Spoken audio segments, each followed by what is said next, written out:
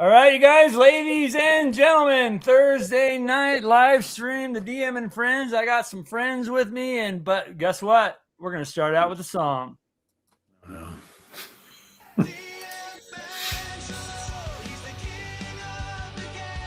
Yeah. Look, a couple. Yeah, baby.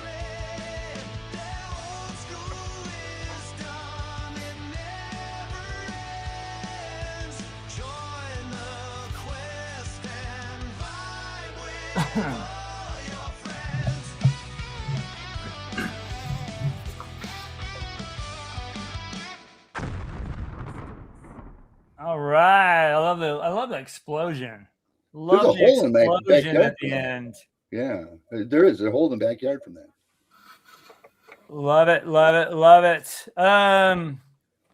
Well, you guys, welcome. It's Thursday again. Here we are, the DM and friends, and I got Chris Clark and DM Greg. Chris Clark from Inner City Games Design, and had me DM so many Greg times. from Advanced Fantasy Games. Awesome. Let me see what's going on here. I don't see what things aren't showing up here. How are you guys doing? What's happening? Summer's coming, I guess. Although I know it's a Thursday. Here, yeah. It's a Thursday before a 3-day weekend. That's super cool. I was looking at Matt Gullett's new RPG that he's running a Kickstarter for. We're gonna have to have him on the show.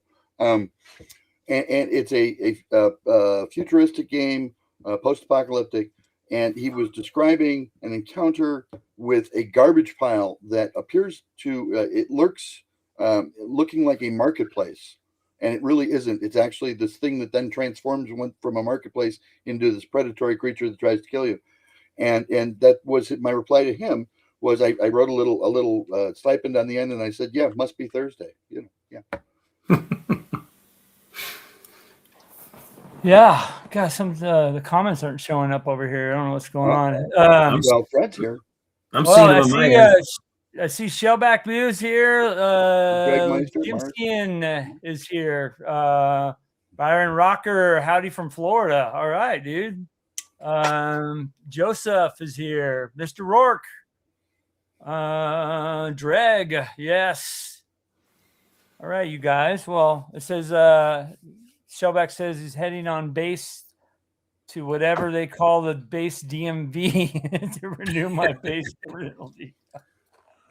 Well, appreciate your sacrifice, Shellback Bo. Appreciate it. And remember, that little winky light on your dash, you have to make go out before you go in. Yeah. I do know a simple answer to that, but I think it's illegal, so I can't say it on the show.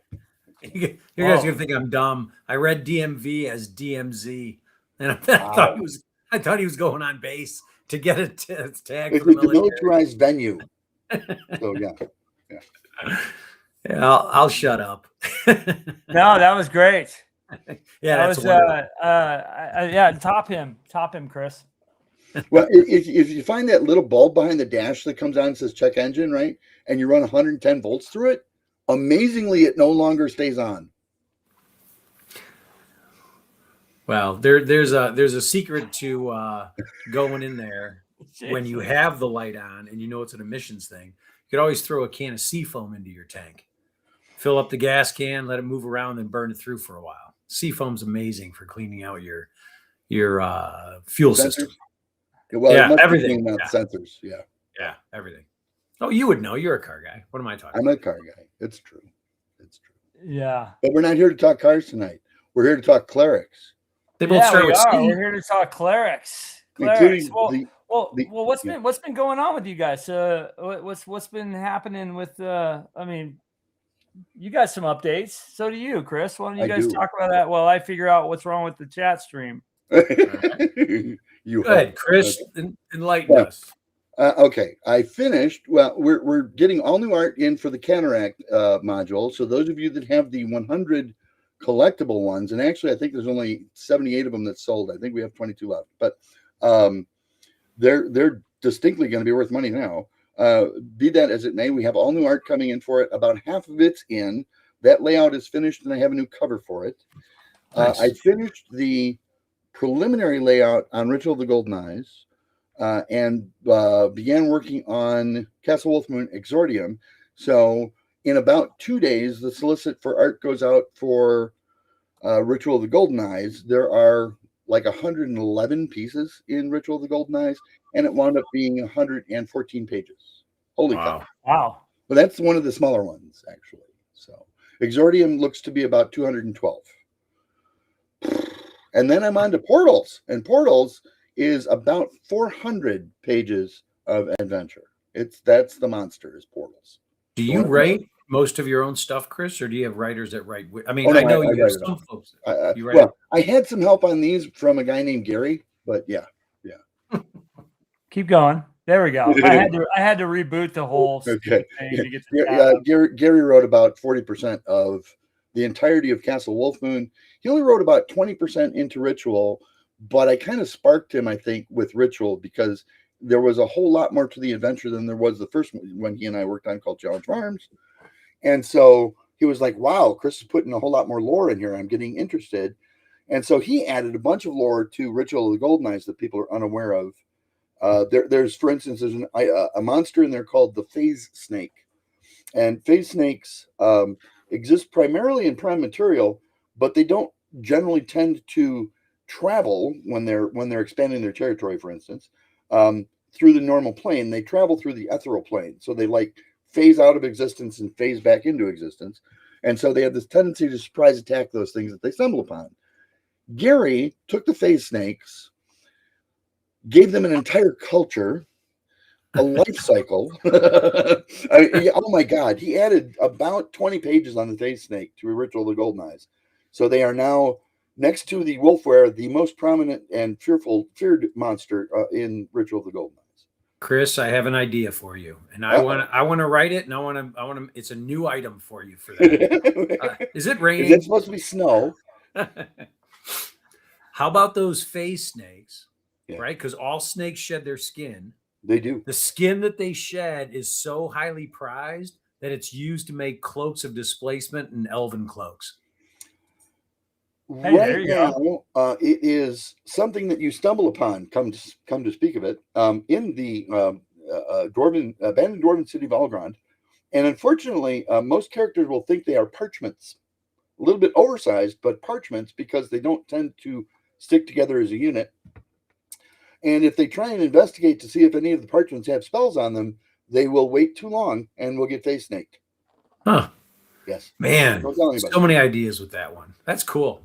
I'm blown away by how much you're doing and just your knowledge of the gaming industry. Just blown away. Dude, this is, and you know what? You're going to be this guy. You keep denying it, but you're going to be this guy. And all you do with your days till the day that they throw dirt in your face is you come up with fantastic ideas for fantastic worlds. And it's a living you just can't. You can't resist wanting to do this for a living. You just can't. I do have to admit there was part of that first Kickstarter that we just released. There is an addiction factor to just all the data and all the stimuli that goes with responding to people, listening to people, hearing people, writing things down, changing, tweaking, just constant attention. It was a rush, man. It was really a rush. During the Kickstarter, how many okay, this might be a little early. How many near heart attacks did you have? Who, me? Greg. Me or Chris? No. Greg. No, that's Marcia. Yeah, by the way, we'll get an update on her in a minute. But yeah, how many because I know you called me a couple times. It's some funny stuff. I'm telling you. The first one was when I lost my first backer. Right? I mean, for some reason, right? Oh, they backed and they said, we're not going to back it, which is fine. Absolutely understandable. I've done that before. But that was the first one. I'm like, oh my God, how am I going to live with myself? The world's crashing around me. But yeah. Yeah. So how is the better half doing? How is my voice of reason in an otherwise chaotic world? Yeah. How is she doing, by the way? She's doing really well. That's good. That's awesome. Today she went back to physical ankle therapy because folks that don't know, she had to have her Achilles tendon reattached. Now she didn't break it, but she broke every ligament that attaches it to the heel bone. And so they actually had to give her fake ligaments on her Achilles tendon. And that happened 6 weeks before she had the heart attack. Wow. I had a friend who that happened to. He stepped off the mound pitching, and he was about, let's see, it was a couple years back. So I'd say he was probably 47, and he was pitching 12 inch, right? Yeah. And he stepped off the mound. His Achilles snapped and wrapped right up his leg. Oh, wow. It just sounds so deadly. I mean, that's why you don't want to be the slowest person in the party. When I was 14, I was growing too fast, and my Achilles tendon slipped around the side of the muscle. Ooh. And I wound up with my knee up against my chest, and I couldn't move it. Ooh. And so Mom, could you come here for a minute? And back in those days, we didn't go to the doctor every minute when something was wrong. She grabbed my foot and yanked. Did it work? Oh, yeah. That's awesome. So, but yeah, it worked. And that's old school, baby. That's old school. That's OSR right there. Oh, yeah. Well, and it made a sound that would make you reveal the location of the secret base. It was the most disgusting sound I've ever heard in my life, but it was all fine again. Yeah. See, and that's a transition into clerics, the subject for tonight. Healing, bandaging, wounds, all types of that stuff. The great healer that was my mother. So guys, everybody, welcome, by the way. Welcome to our Thursday night's live stream. I will say this, we kind of a last minute change of plans, so we're going to talk about the cleric, but we were, because of the Knicks playing tonight, game 2, we had a little bit of change of plans tonight, so we'll get to that another time, but we're going to talk about the cleric, and I think this is really a subject that we were kind of kicking around, and I'm going to bring up first of all, what's because in OD&D, right? There was clerics was one, fighters. Right. Yeah, mages. Magic. Yeah, and magic. But if you want zero D&D, you're talking elves were a class too. I was going to say, didn't they have elves and halflings? Because we didn't have rangers, we had just elves. And evolutionists, right? And not in OD&D, but yes, right. Yeah. Sebastian Expander. All right, good to see you. Let me see, Tabletop Taverns here. Let me see, Dreg. Yeah, so it's one of the original classes, and I think he didn't I hear that he kind of they were kind of modeled after. Because they're bad. A cleric, and if you think of a healer, he's not going to be walking around in plate mail. So what did they model it after? You know what I mean? Yes and no. But here's the thing. Okay, and understand this, that D&D developed from chainmail, developed from medieval combat simulation. Yeah. Okay. Yeah. And of course there were monks and clerics, and when I say monks, I don't mean like Tiger Wong. Okay. There were monks and clerics that were part of that firmament, and there were warrior monks and warrior clerics that wore plate mail. Now, why did the clerics wear plate mail? Well, because churches had money, right? And plate mail wasn't a function of have you trained in heavy armor. It was more a function of, do you have any cash? Than anything else, because a suit of plate mail cost more than an average family made in 3 years. Yeah. So, but it was funny because the clerics did not like to shed blood, and so almost always preferred blunt weaponry. And because they had a surprise for the knights who were sword trained. It's really hard to continue fighting when your chest plate has a big dent in it, because you can't breathe, especially if I manage to break a rib at the same time. Yeah. Right. Yeah. But for I can't remember for OD&D, but I know in BX, clerics had to prove themselves. They didn't get spells until second level. True. Yeah. Yeah, but it was funny But because what a great mixture: a spellcaster, a turner, Yes. a undead turner. I mean, they have great to hit. They have a great selection of weapons, armor. I mean, that in BX alone brings you to the top. You know what I mean? You're not one of the squishy. very first fights that I ever had with Mr. Gygax, and we had a couple, okay, was why is it that clerics fight better in a bar brawl than thieves? Yeah. I looked at your Thaco charts, dude. What is up with that? Yeah. You know, and oh, he insisted. Well, thieves aren't known for being brawlers, and I was Yeah. like, well, they ought to be. They know every dirty trick in the book, you know. Yeah. And oh, well, that's something else entirely, Christopher. You know. Yeah. Yeah. Okay. Yeah, he was adamant that he wasn't going to ever change those Thaco tables. So And you know a really good thing too about clerics. I mean, think about like the base classes, right? You know, you have the base class, which is a fighter, a magic user, thief. We're talking AD&D. We're AD&D tonight, right? right. Fighter, thief, cleric, magic user. I mean, the only thing that's really a requirement for them is a 9. I think it's a 9 wisdom. That's it. Right. Same thing for a fighter. I think I'm sure, a cleric with a 9 wisdom, you're not going to, most people are going to scoff at it, say, oh God, I can't play this thing, but, that's really all you need. Same thing with a fighter. You need a 9, and I believe the same thing for a thief and for a magic user. So those are your core 4 base classes.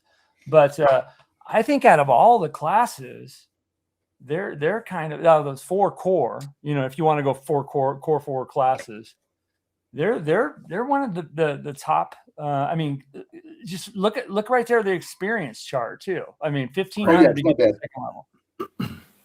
Right there, except for the thief. Thief obviously progresses faster, but that's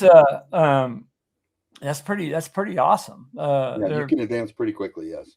Yeah. Well, the other thing that isn't touched on by a lot of GMs and should be, when you are choosing characters, and I don't really care what role-playing game you're playing, so we can go outside the realm of fantasy if you want, and I won't, so don't worry. But everybody loves the healer. The whole party wants to preserve the healer, always. Right. Yeah. So it's not hard being that guy. It's not. They want to preserve him, but they don't want to play him. Well, so the key is don't be the greedy healer. Right. Be the less than greedy healer. Give away items to people all the time if you've got a better one. I need a backup mace. No, you don't. Give the mace to somebody else. They'll get back to you when they get the weapon they prefer anyway. And most of them don't prefer a mace. Yeah. So, yeah. But then you're the giving cleric that everybody wants to support. And yeah. Yeah. So Joseph says in there, OD&D clerics couldn't cast until 3rd level. I thought it was. I thought it was 2nd myself. Yeah, but I know in BX it's 2nd. But if that's correct in 3rd, I mean, yeah, they got to prove themselves. So I'll have to look. I believe you, Joseph, but I didn't remember that there was 3rd level. But yeah, that's super crazy. But Gary in AD&D changed it to. They changed it, him and Tim, when they got together and put this together, right? Changed it. Tim grumbled a lot, but yeah. What's that? He grumbled a lot. But this is what I was talking about here. I'm going to read this. I'll highlight it too. So the class of character builds a certain resemblance to religious orders of knighthood of medieval times. Right. So that was the big inspiration, I think. Maybe I don't know, maybe the Knights Templar. Well, he wanted Gary was big on the Templars, but let's be honest. When you think Templar, you think Paladin. Right. You don't think Cleric, you think Paladin. Yeah, when I think Gary, Templar, I think a fighter. Well, right. Gary would think. I think a fighter. I think a cleric. I think a paladin. Yeah. Gary, I think would argue the point with me that no, the warrior clerics were all Templars too. Well, okay, Yeah. Drake says in 1139, the Second Lancern Council banned the use of crossbows against fellow Christians because church leaders saw them especially deadly, morally troubling, and disruptive to the social order. Yep. especially when you're shooting people with them. Yeah. Kind of disrupts things around town. Yeah. A good heavy crossbow would punch plate is why. Yeah. So all clerics have certain holy symbols which aid them to give power to their spells. All are likewise forbidden to use edge-pointed weapons and which shed blood. All clerics have their own spells bestowed upon them, their deity, correct and diligent prayers and beads. So how do you guys do that? Because I know like in later supplements for AD&D, especially when you start going into deities, they'll have favored weapons from deities. What do you guys do with that? Have you guys always said that, a cleric has to have a non-edged weapon? I can tell you how I do it, but I want to hear from you guys first. Well, let Greg talk a little bit because poor guy hasn't had a chance to say much. Oh, come on. Sure. All right. I play it by the book. It's whatever weapons are listed in the PHP. And I don't know, what page is that? Page is where do they fall for the weapons that are used by class? Oh, it's I would say it's just after classes. Yeah, I thought I had. Well, I can go there. It's right here. There you go. Yeah, so let's look at that list. Any armor, any shield, that's pretty cool. There's no limitation there. So you're right. It's on par with a fighter. And then when you look at that choice of weapons, I have a couple questions about this back at you guys. But so you got the club, right? Under Cuthbert, that's a cudgel, right? A cudgel is a club, is a stick, something like that. Flails are always nice to have, but I'll tell you, that's not really an item that I've seen given out, nor do I give out. Do I tend to give out flails? Now, UA second edition had a two-headed flail magic weapon. Hammers are always nice. The mace is probably the go-to, right, for clerics, right? Mace of disruption. Yeah. Standard mace. Magic. Yeah. I think they did introduce flails in UA. You're right. Yeah. Now, I do have a question, though, is when you look at page 37 of the PHP, where it lists out all the weapons, they list the Morning Star. And it says that includes the Godentag and the Holy Water Sprinkler. So I'm surprised that Morning Star isn't listed under one of their usable weapons. But I wonder, what are your thoughts on that? I mean, a Holy Water Sprinkler in the game of Diablo online, that is a mace of sorts. I would imagine that would be a usable item now. I would think so too. Yeah, but during the 70s, I was raised, shall we say, in gaming, that the Morning Star was actually the chain with the ball on the end of it. And I've been told, no, that's a flail. Well, flails, classically, were actually just a single link from the handle to lighter weight, long, tubular, knobby things that you flailed grain from stalks with. And it's flail. So a flail was classically more than one ball, whereas the Morning Star was something used to disarm knights because it would wrap around their sword. Okay. I have done some research and found out that I was mistaken, that Morning Stars actually were thought of as just being the spiked mace. Right. That's what I thought. And that the single ball flail, if you will, was still just a flail. But I almost think that's more of a how do I want to put that? College interpretation by a professor somewhere. Right. And that the early Morning Stars were these disarmament weapons that they gave. And the other thing was too, why would you not? Okay, so put rounded nubs on it instead, but leave the chain in place, because the fighter is going to be much better trained with his sword than you are with your Morning Star, your mace, your flail, whatever it might be. You need to get that sword out of his hands. Right. And there's no better way to do it than with something with a chain on the end, which you then drop and pull your secondary weapon, whatever it might be. Yeah. The other one that I was always amazed at is they don't allow, there's a weapon called a misericord, which is where misericordia comes from and whatnot. excuse me, but it was used to dispatch mortally wounded people on the field of battle, and clerics would often do that just because that was the nice thing to do. But it was basically a triangle-shaped blade that would just puncture armor or, a padded armor, chainmail, whatever it might be. But in order to deliver a killing blow to somebody that was so injured they couldn't possibly be saved. Yeah, the guy. Well, we got some definite feedback going in the chat here. These are some good comments. Yeah, and John Miller Philosophy did confirm, and I kind of thought that too. Not to call out somebody saying something wrong, but yeah, it is second. OD&D is clerics are second level. I didn't think it was third, but yeah, so second level they can do spells. So in AD&D it was changed. It's interesting in BX why they kept it at second level for them to cast first level spells. So that's pretty interesting. Kind of interesting too, I'd John. love to hear the thought behind that. But one or two of Gary's old military history books he actually gave me. They're sitting in the cabinet behind me. Nice. Because he wanted me to be more involved in it than I really honestly cared to be. But whatever. He was a huge historian in terms of weaponry of the Middle Ages. Yeah.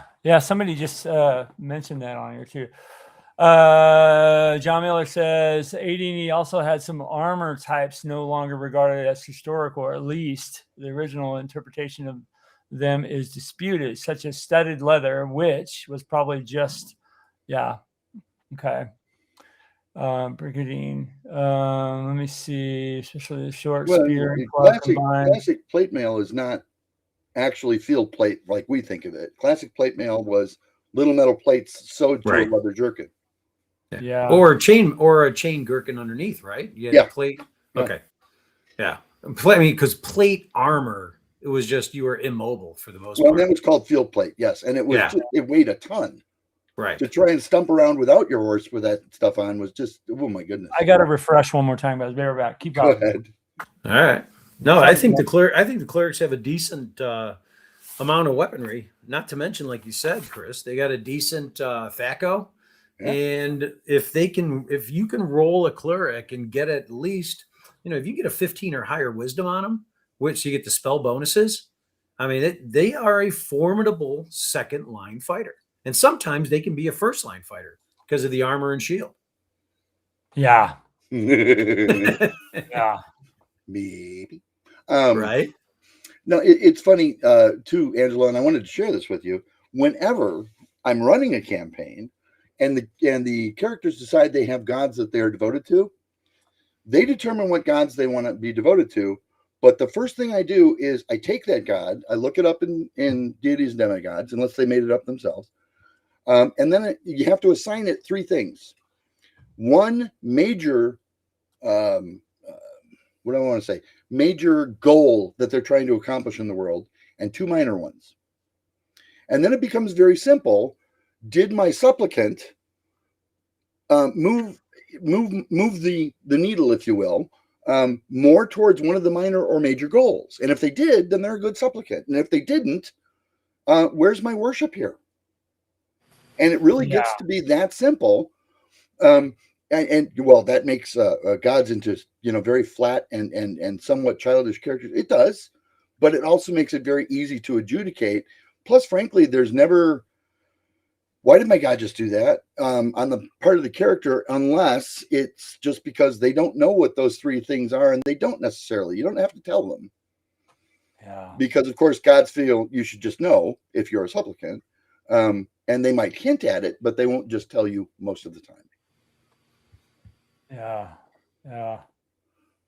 So getting back to the weapon stuff. So in the UA they and I'll share this. I'll come out and see if I can get this up on the screen here. And by the way, thank you guys for that are on in the comments in here. Sorry, now everything's set correctly here. I was having some kind of weird fluke on my side, but I can see you guys chatting in there. So thank you guys. Crazy stuff. But so in UA, this is UA here. I got both of them kind of pulled up. So they added a couple. If you look over here, going up here. So they started out in Player's Handbook with just the club. Pretty basic. Well, yeah, but in UA they added a couple of weapons, so Right. it looks like the lasso, sap, staff, sling. Not too many different ones. Look at the assassin's weapon they gave the cleric, a garrote. That's a good cleric right there. Hey, let me sneak up behind you. Well, I was always right amazed. here. I was always amazed that they decided that a dagger was appropriate rather than a misericord or a dirk, which is this is for the druid down here. I don't think that. Oh, okay. Yeah. So back to my kind of original question. Do you guys? Sebastian says the Lucerne handle. I don't know. Do you guys allow that too? The Lucerne hammer, I do allow clerics to use, but it's an abysmally slow weapon. What it was this 4-pound sledgehammer head with a spike on the other end that was made for unhorsing cavalry, and was on like a 7-foot long handle, which is why people consider it a polearm. Yeah. Well, and I think the Lucerne hammer has a point. It's got a hammerhead on one side and a point on the other. To pull mounted units off their horse and pierce armor. You know what I mean? Because instead of bludgeoning the armor. Interesting question here from John Miller Philosophy. He says, in terms of history, were there any weapon restrictions for the Templars or the Crusading orders? I think they were armed and equipped just like normal knights or men at arms. I mean, these guys were sword fighters with the standard, they bought their own equipment for the most part. Yeah, right. At least what I've seen. Yeah, so that's why I'm kind of like, it says it right in here, and Gary's talking about the Templars when he said, he was, but to restrict them for only maces and hammers and non-cutting weapons. It's very interesting. But in, like I said, other supplements, specifically if you get to some of the Greyhawk stuff, if a deity has a favored weapon, they can take on that. So have you ever played that way, Chris? I occasionally, especially if it's mentioned in the gods, demigods, and typos. Well, I mean, I'll pull one out here. I mean, but seriously, having the goals written down somewhere so that you don't lose track of was always the big thing for me, because without fail, if I had 12 players in a campaign playing on 2 different nights, they'd have 12 different gods. Right. Yeah.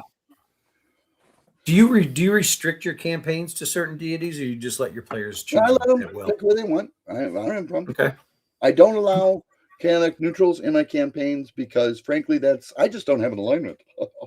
To my way of thinking, at least. And I generally don't let monks or assassins play because they're just too specialized for a standard broad brush fantasy realm of almost any kind. Okay. If it's more oriental, you can play a monk. Assassins, you spend so much time coming up with people for them to assassinate and why.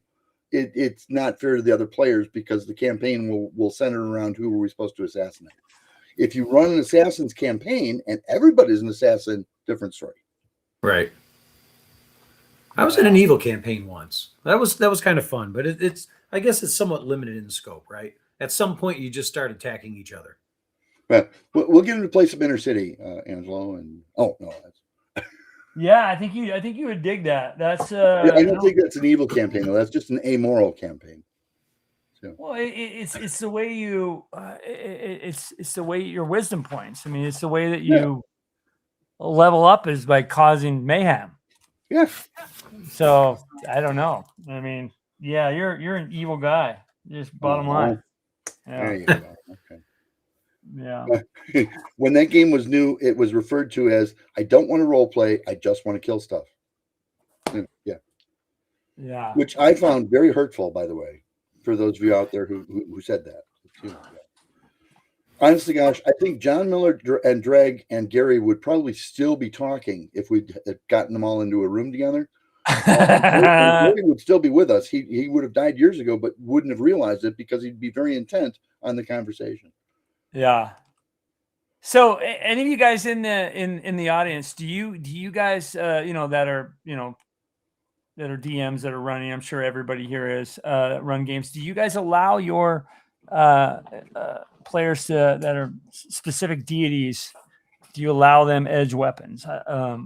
If it fits with the deity, let me know in the comments. I'd love to hear that. Oh, and I didn't realize that's what you meant by favored weapon. I have deities that prefer, for instance, the bastard sword. You have to use, or a claymore, right? And I'm sorry, if your deity is, say, Mars, okay, and by Mars, love my version of Mars loves the bastard sword, okay. Use it one-handed, use it two-handed. You decide. You can't use anything else.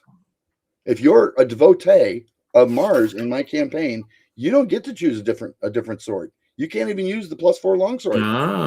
It's +4 bastard sword, but not the longsword. I could see that. I could see that. No, I mean, if you're going to deviate from the guidelines, right? Not rules or rules, you should be able to deviate to your deity's preferred or favored weapon. But that's it. I get it. I've seen that and I've done that, but very sparingly. Well, and you can John Miller. John Miller says this: another difference between the deity cleric and the Templar is that the Templars and other military orders were laymen who took religious vows rather than ordained priests. That's true. Yeah. Well, historically, the other part that was really bad about that was the ordained priests were money people.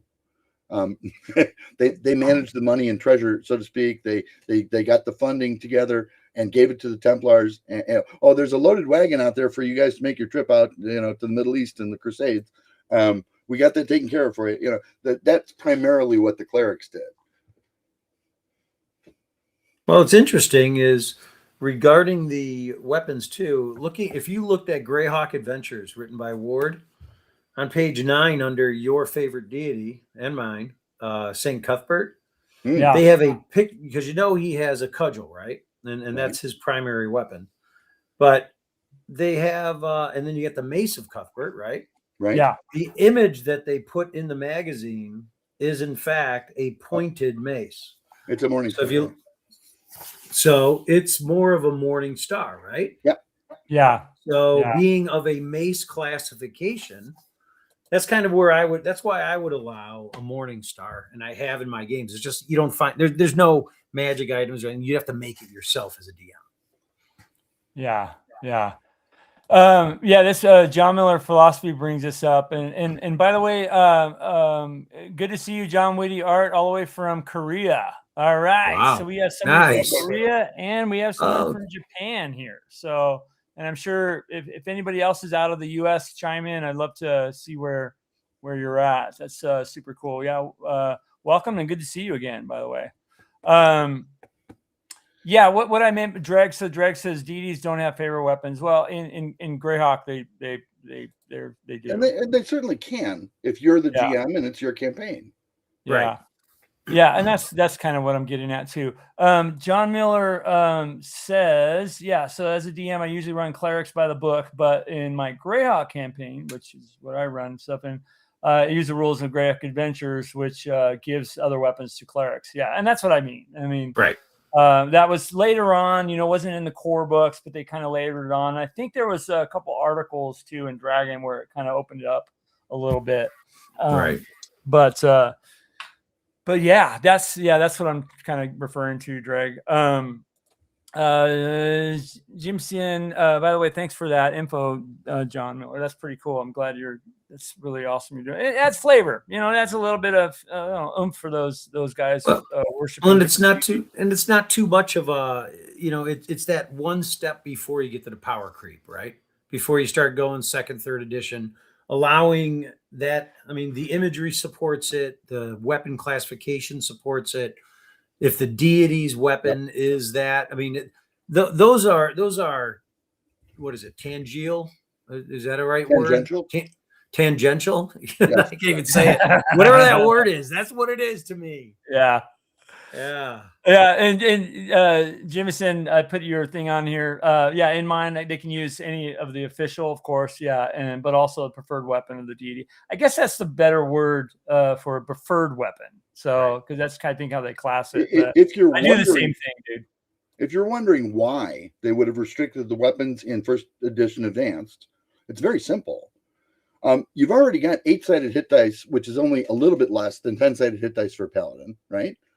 You've got instant spell use. You've got much better turning capability. Why in God's name would anyone play a paladin if the weapons weren't restricted for the cleric?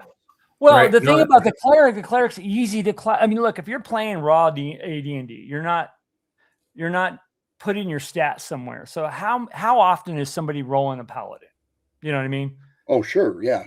17 charisma. Like, how often is that? You know what I mean? A cleric, I just need a 9 wisdom. And now I can wear plate mail. I have a 8 hit die. I can turn undead. I can cast cure light wounds or create food, whatever, whatever that first level. And I can use a pretty good amount, repertoire of armor and weapons. I mean, I think it's one of the most well-rounded classes, And I chose the cleric after rolling my stats. Right.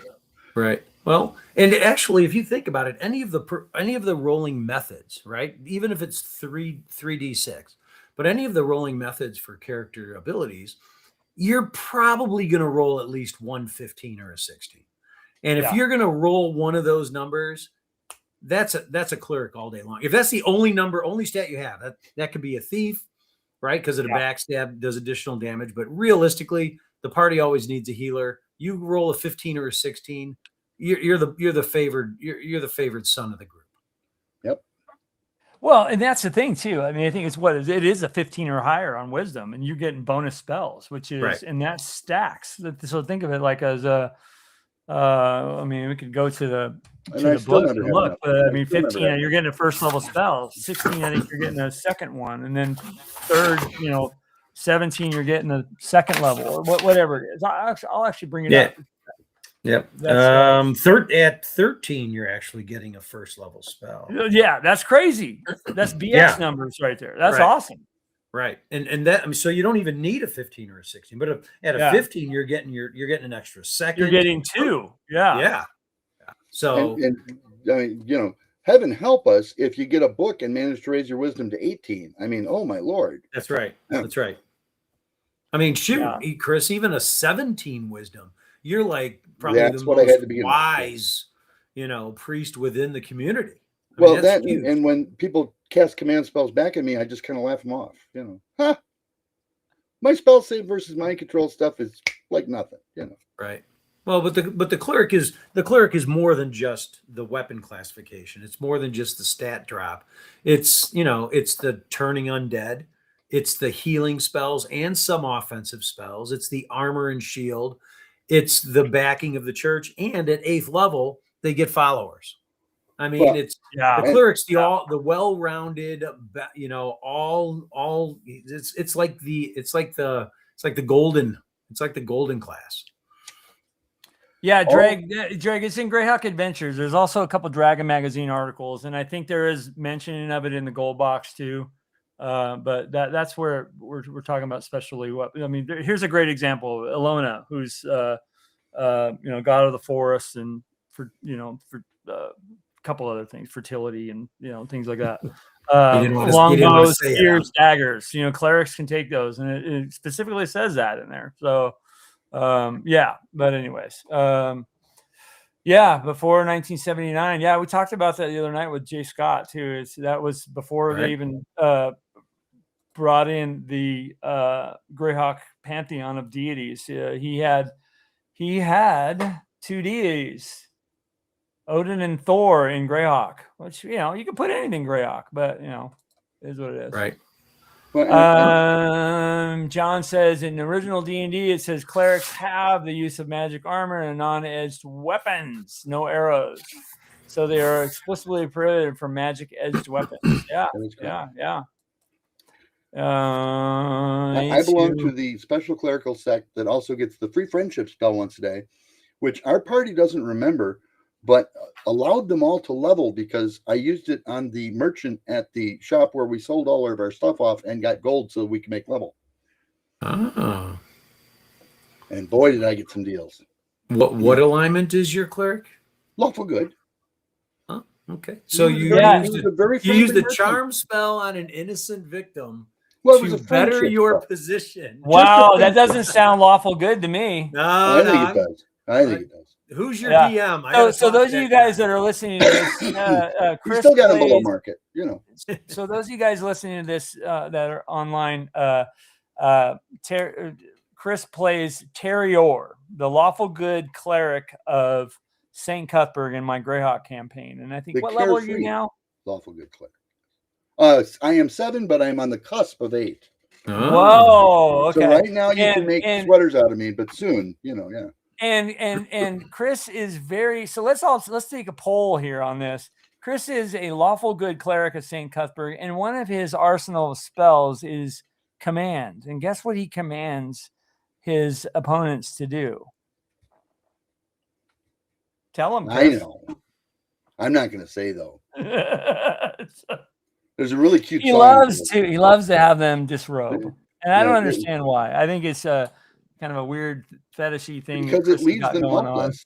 Even if they only get half their stuff off in the one round, the first thing they do is drop their weaponry, and then they drop their belts or anything else that might have components on it.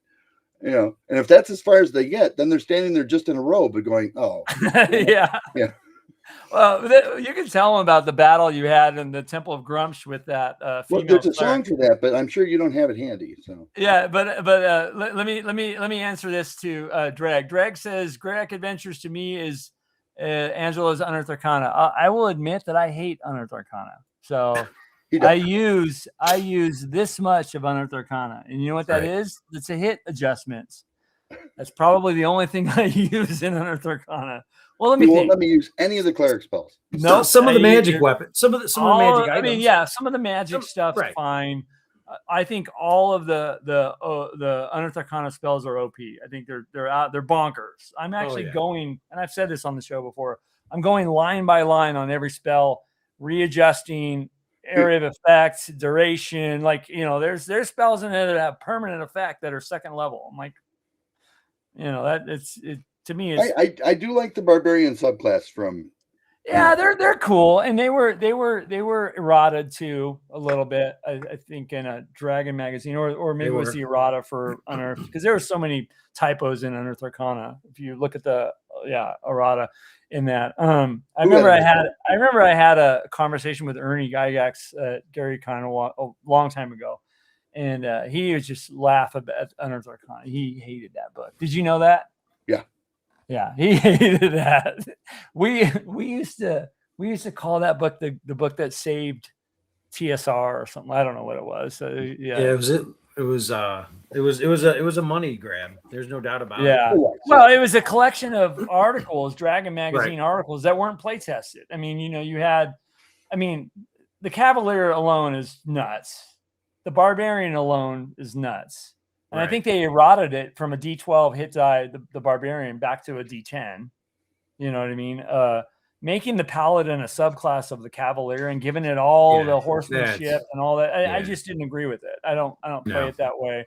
Well, I think that's where the game was going and that's how I play it anyways, is I use very little of UA, but I have it. And some of the items, I use more of the Greyhawk Adventures, right? Because of the deities and some of the other items and things like that. But then before the Greyhawk Adventures, now you're back into 4 core books. You just don't like that one spell that lets me sleep through my watches. Yeah. The warder or whatever that thing was. Oh. Yeah. So tell them about your battle with the evil cleric. There's an evil high priestess, and she's looking pretty good. I mean, not that I notice, of course, because I'm a married man to the most wonderful woman in the world. You're all my witnesses. Okay, all right. Okay, this was during an adventure, probably about a year ago, during on a quest that they had. And she's controlling this golem that's behind a curtain, and we figured out where his range was and got out of it. She's got a couple of orc champions fighting for her and a whole bunch of other orcs. So the whole party is engaged with all these orcs and whatnot, as well as some prisoners that they have to try and save the prisoners. And she and I are going at it. And I command her to disrobe. And then she looks at me after having made an incredible save because she's got a wisdom like I do. And she's, oh, no, you disrobe. Oh, no, you disrobe. So they We're started back and forth for like 5 rounds trying to get the other guy to strip. And finally, a ranger sticks his head up and goes, is anybody going to get naked here? I haven't got all day. I mean, you know. Yeah. So you prefer the strip command versus the sleep command?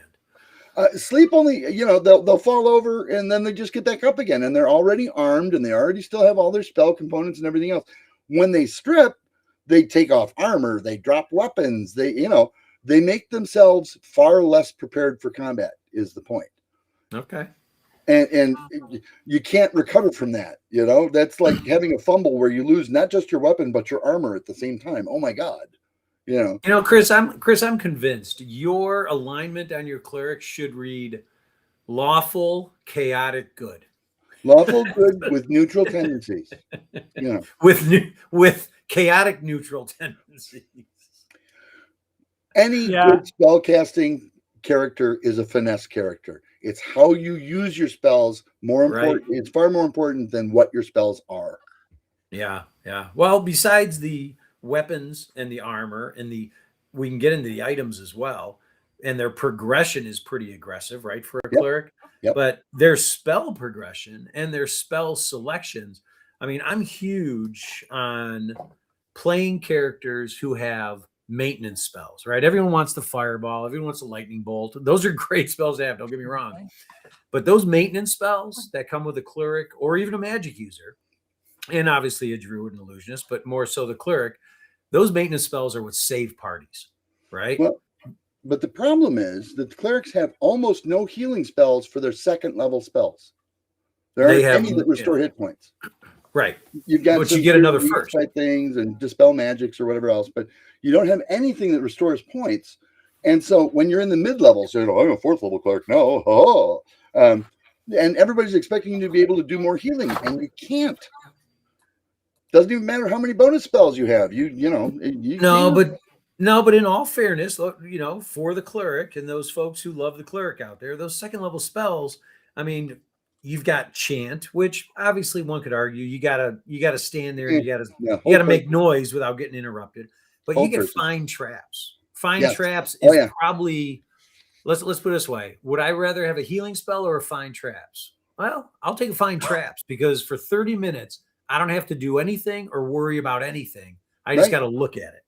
And then just point the thief towards the trap when you find them. Yeah. That's right. And then you got the silence 15-foot radius. You've got slow poison, which will bring a player back to life, although temporary, but it will. I mean, there's so many different things. Yeah. That second tier of spells for a cleric, although there's no healing, there's some really solid spells that every character should be carrying. A whole person has saved our party more than once. Yeah.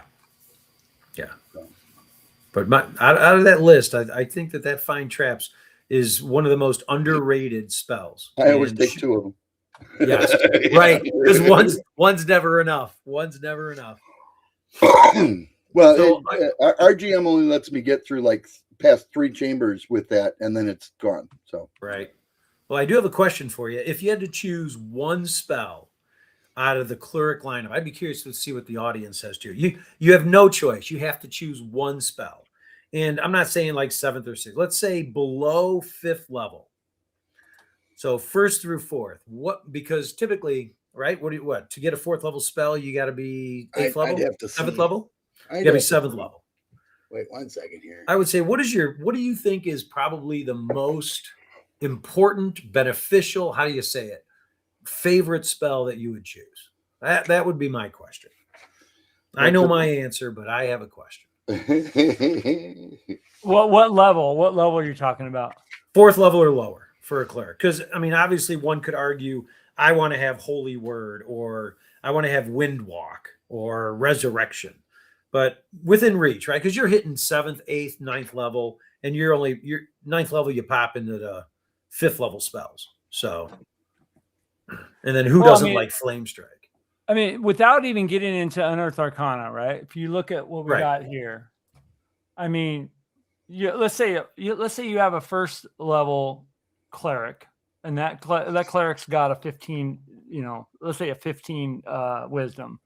That gives you what? Three first level spells at first level, right? So, what would you pick there? And Well, you guys in the audience, what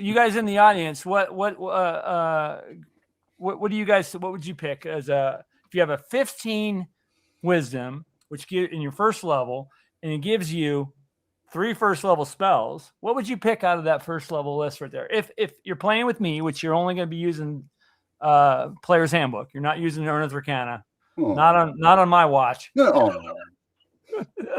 What would you guys pick? Yeah, I don't get a choice. And let me also do this. Let me see who. Okay. Okay.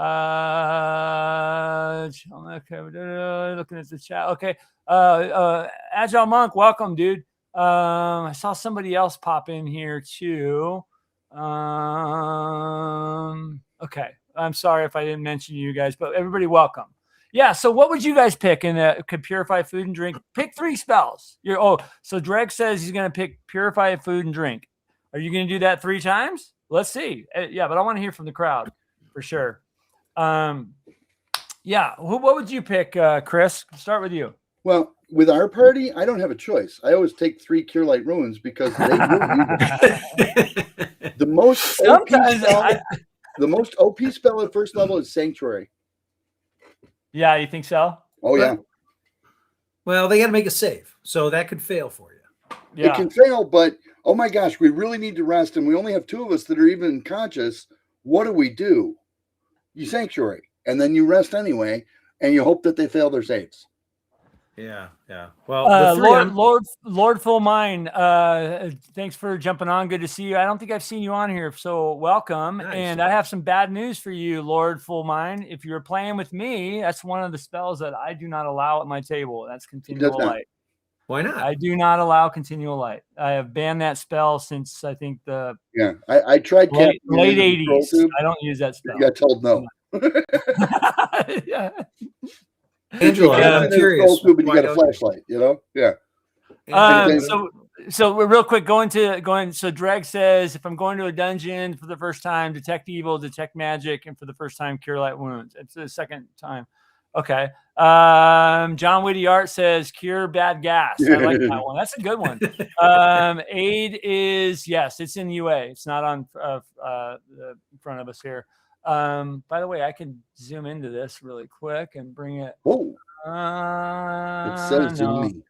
Let me see. Let me do this. Let me get tricky with you guys. No, we'll zoom out. There we go. Cure bad gas. Ha ha ha. Aid is on the UA list. Yes. Bless protection from evil is a really good spell. Protection from evil. Absolutely. Sanctuary is also really good for cure light wounds. Speak with animals. Animals. That's not a first level spell. Yeah, just bring a druid. Remove curse. Okay, but that's okay, Agile. Well, we won't let you. I think silence 15-foot radius is highly underrated as well, especially if you're creeping around a slavehold. Absolutely. Yeah. If you start in town, purify food and drink. Yeah. Command. Yeah. Chris loves command. And you pray again, enter in the dungeon. Yeah, and DM Greg, love how you mounted that adventure on the wall. Yeah, that is pretty cool. This one here? Yeah. Is it framed? Yes, it is. This whole thing, I've had it for years. This was the true first print. Yeah. Hey, wait a minute, Greg. Wait a minute. Wait. That module right there that you have, isn't that my copy? No. Oh wait, oh yes, it is. I'm sorry. Okay, that's all I wanted to hear. Thanks, man. Yeah, I'll see it. I'll get it from you in AidCon. There you go. So that's your taking lessons from Chris. Is that your very first one you ever did? Yes, it is. That's number 1. That's awesome, dude.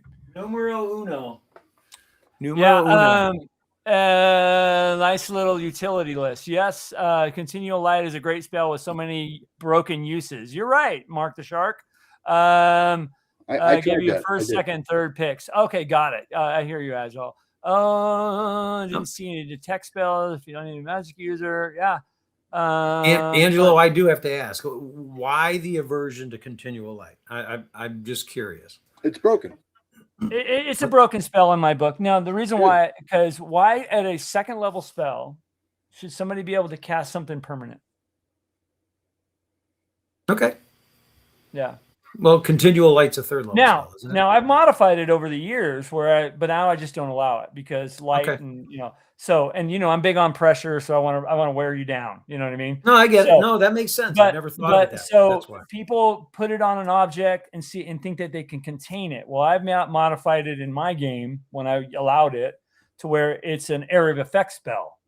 Mm-hmm. It's not a object that you could cover. You know? Oh, gotcha. Sure. So that was one way of doing it. And I'm like, you know what? I'm not going to get into the science of it. And I mean, that's an easy way for me to modify it. Is it's an area of effect. You know what I mean? It's an area of effect. It doesn't have a point.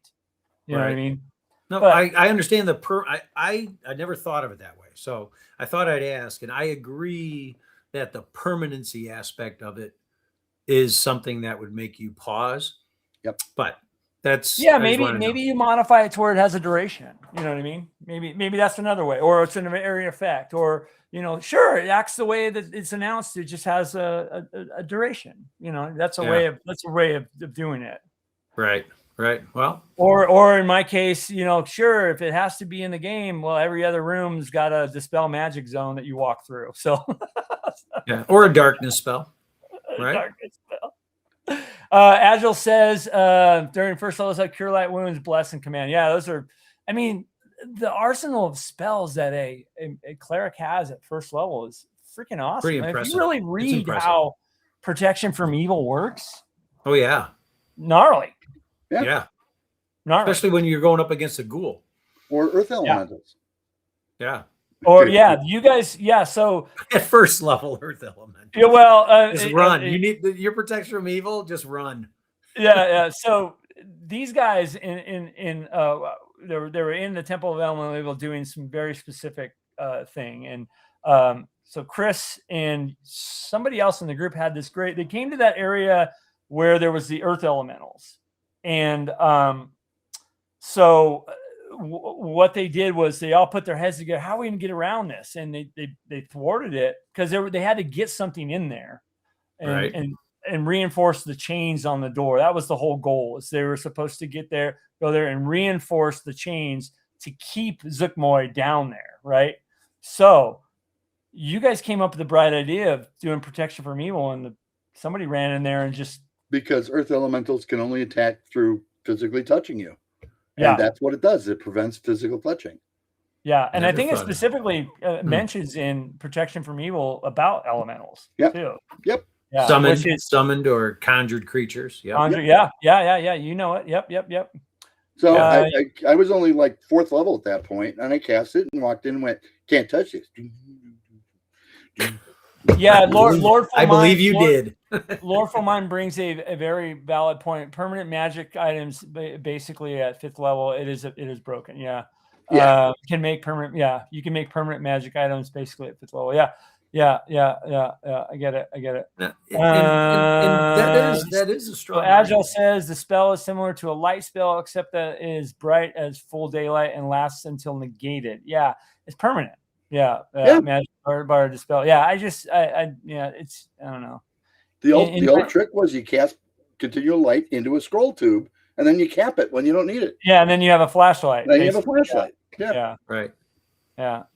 Well, and I mean, you could argue, and I mean, I'm not going to restrict it because different opinions, but you could argue that the continual light spell it's a blessing from a deity. So there's all kinds of. So if you're going to take the position that it's too powerful, well, you're getting it from your deity, and it could be used offensively, but it's not harmful. Well, anytime you have a situation where there's a permanent magical effect, right? The term artifact comes to mind in my head. Yeah. And so you're talking about artifact level power as a 1st level spell. I'm sorry, I did not have a large argument with Angelo about what do you mean I can't cast light in here? No, it made sense. Right. Well, I take it back. I think is continual light a second or third level Third. spell? Third. It's third. Okay, so that kind of makes the case a little bit for me now. You got to be fifth. Still. Well, at fifth level, you're no longer dealing with. You're no longer praying for your spells. You're dealing with an intermediary between your deity. Well, and, So- you learn it once though, and make your flashlight, and you're good to go until there's a dispel magic or a darkness spell. Right. Around, you know? Right. Hey, That- Matthew that- Sherwin, good to see you, buddy. Good to see you, man. Thanks for jumping on. I think it was Dreg earlier who, when I asked the question about fourth or lower, I think he popped out there. Prayer is his favorite spell. I would say that is one of the most underrated, but one of the most useful, best spells a cleric can bring to the Not table. if you get a bard in the party. Yeah, it's a third level spell. Well, tell me about it. Let's Prayer? look at it. Yeah, Prayer is let's look at awesome. It's a 5% modification. I mean, how many times have you failed a saving throw by one number? I mean, isn't that like a rule of the game? If you're going to fail a saving throw, you're either rolling a 1 or you're missing it by 1. And that prayer spell gives you the +1 to saves, gives you +1, gives everyone within a 30-foot radius +1 to saves, +1 to hit, and you can't do anything -1 else. to your attackers. You can't do anything else but pray. You can't. No. Pray, you can move. It's chant. Chant requires you to stand still and talk. Prayers Chant like only gives you +1 to hit and +1 to saves. It doesn't help anything else. That's correct, but Prayer- you have to keep chanting to keep it into effect. Prayer, Yeah, you cast. Yeah. So here's prayer up here. There it is. Prayer is zoom in a awesome. little bit. Prayer's a lifever. Yeah. So prayer level 3, range 0, duration 1 round per level, area of effect 60 inches, VSM 6 segments. Okay, so this spell exactly duplicates the effect of chant with regards to bonuses or friendly attacks, saving throws. However, once the prayer is uttered, the cleric can do other things, unlike the chant. Yeah. It's a great spell. Continue. Yeah. There needs a what's the casting time on this? Yeah, 6 seconds. 6 segments. Okay. Yeah. So, and it helps the whole party. And it's not the difference between that and bless. Bless, you can't be in melee. You have to wait. You have to pause melee, cast bless, and then they can go. This you can cast at any time. Area effect. It's a great spell, and it saves lives. Well, now the third level spell that saved the party about 2 sessions ago was Feign Death, though. Yeah, that was probably one of the coolest examples of using Feign Death that I've ever seen, to be honest with you. Because we're 5th and 6th level guys for the most part, 7th. So of course, GM Angelo throws a beholder at us. Hey, I you would. guys want? Yeah. And you didn't have continual light. So there you go. Angelo only one. What do you get? Oh, only We one, should have thrown 2 at him. Hey, if you hang, if you know anything about DM Angelo, I don't believe in balanced encounters. So yeah, of course you're going to get a beholder at you when you're first level. Of course. Right. Yeah. Right. Even though you're not, you're almost 8th level, dude. Realizing the beholders are very intelligent beings, this particular person went, "Wow, we're about to die." Feign Death. I got ignored as a target. Yeah, he got ignored, and the beholder passed over him, and then so you attacked from the rear. That's giggity, but yeah, that was a pretty hard battle. And they went after. They did the right thing. They based him and did all the. There was amazing saving throws going on too, but yeah, you guys based him and start chopping off the eye stalks. So that was really good. Yeah. So Chris, so your cleric, Chris, is casting 4th level spells. So you got access to cure serious wounds. I get 1. Yeah. Neutralize poison. Pair that up with slow poison. I had to take neutralize poison because somebody kept throwing poisoners at us. It'll do it. Yeah. And he doesn't have poisons that cause damage over time. He has instant death poisons always. They're all instant death poisons. Yeah. So you guys in the audience, what's your favorite cleric spell? Put it in the chat, guys. Love to see it. Yeah, so I'm going to say prayer. For me, it's prayer. So prayer for you. Yep. Chris, what is yours? Flame Strike, probably. Flame Strike attack spell, yeah. Then again, if you get access to 6th level spells as a cleric, I, as a player character, would take Word of Recall. That's because nice, if all hell breaks loose, yeah, I'm saving my arse. Yeah, right? well, that'll make you popular with the party. Yeah. Well, I mean, when they're all dying around you, you grab. I mean, I don't know. You got to have an exit plan, right? Got to have an exit. Got to know where the doors are at. Yeah. I mean, looking at this spell list too, and like I said, a cleric with a high wisdom is whoops. Cleric with a high wisdom. Let me go back to the cleric. Hey. Let's say even a 15. You're going to get 3 at first level, right? And I love how they stack too as you kind of go. So third level, first level, third level, you're starting to now cast second level spells, right? If you have a high enough, wisdom, you're going to be casting when you at third level, you're going to be casting 2 second level spells. So look at this list for, those are decent spells. Those are decent. I mean, right there, right out the gate, you have, this is one of the most underrated spells, I think. It is. 100%. For a cleric is Find Traps.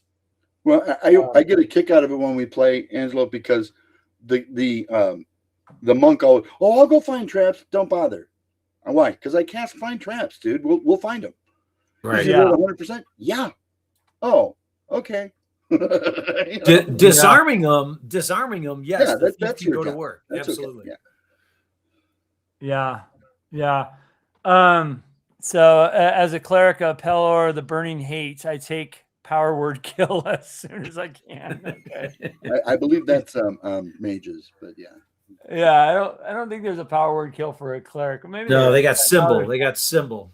Yeah. Got it. Yeah, I don't know much about that. Which is that's no. Believe when you're that what level. I like best is the 7th level is restoration, because it makes other characters highly beholden to you, and it gets followers for your deity every single time. So, for instance, you can go to the monk who's lost 3 levels, cast restoration on him, and give him back at least 1, and then tell him come back tomorrow. We'll do it again.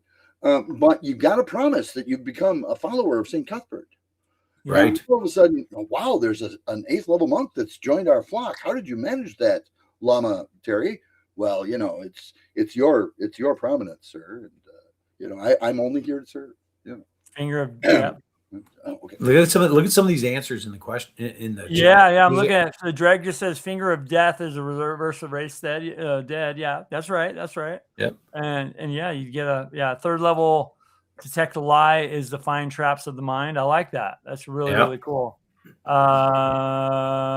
is awesome. Okay. So Shellback says it's a third level. It's a 3.5 cleric spell. Yeah, that's why I didn't recognize it.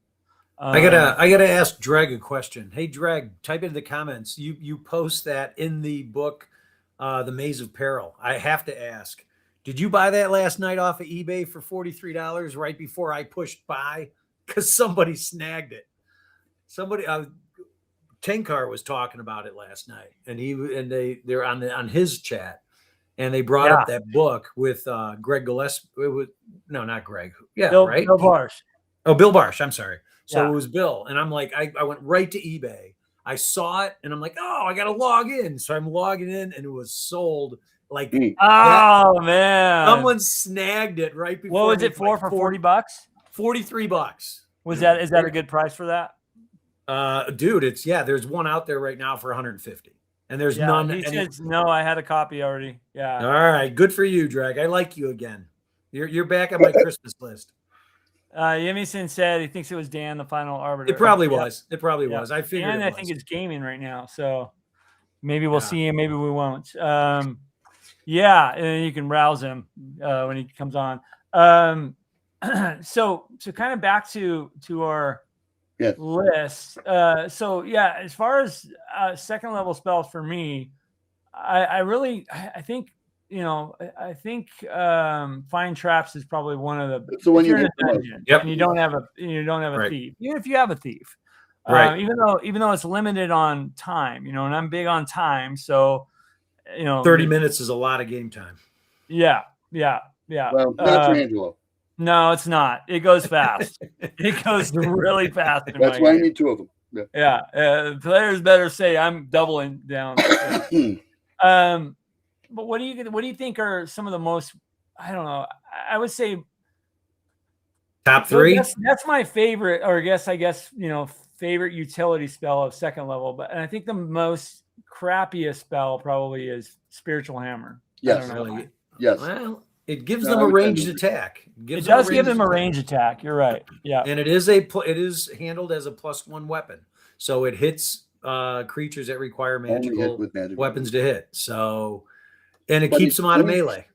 That's all. Shellback asked what book you were talking about, just so you. The Maze of Peril by Holmes, by something Eric Holmes. What was his name? John Eric Holmes. Yeah, the Maze of Peril. Yeah, it's John Holmes. John Holmes. John not Holmes. the There you go. not the other guy, but the one guy. Yeah. Not the porno guy. Yeah. Yeah. Well, that's what they I was say. watching last night. Every time it said John Holmes, 15-year-old me freaking laughed. I don't know why. You were thumbing through pages in a book. Is that what you're saying? It's just laughing every time I heard that name. I'm just, I'm sick. So I'll answer your question. Top 3 second level spells for a cleric for me. It's hard to take augury out of the mix, but I'm going to do it. I'm going to say Find Traps, Silence 15 foot, and Slow Poison. Those are my top 3. That's what I'm taking. Yeah, augury is very useful if you have a good GM. That's true. Yes. Yeah. All right, so let's move on to level 3. This right here. I don't know if we can see this. Of course, we can see this, right? Yeah, I'm gonna bring this so everybody can see it on. Yeah, you can see it there. My favorite is Locate Object. Really? Yep. Well, you got to be close to use it for something. Yeah. So I ran I think Locate Object is very underutilized. I ran a game. I have a ancient Greece based game that I ran at Gary Con. Right, I've ran it a couple cons, but the premise of it is that you go to the temple of Apollo, the birthplace of Apollo, which is on the Isle of Delos in real world. That's where he supposedly was born. Right. So I created this scenario there, and this group of people, they're all ancient Greece, dress and swords, and I got pretty in depth with it. But so the cleric that and it's a female cleric of Hera, right? And the cleric picked out their spells, and they didn't know what they were going to do, but he picked Locate Object.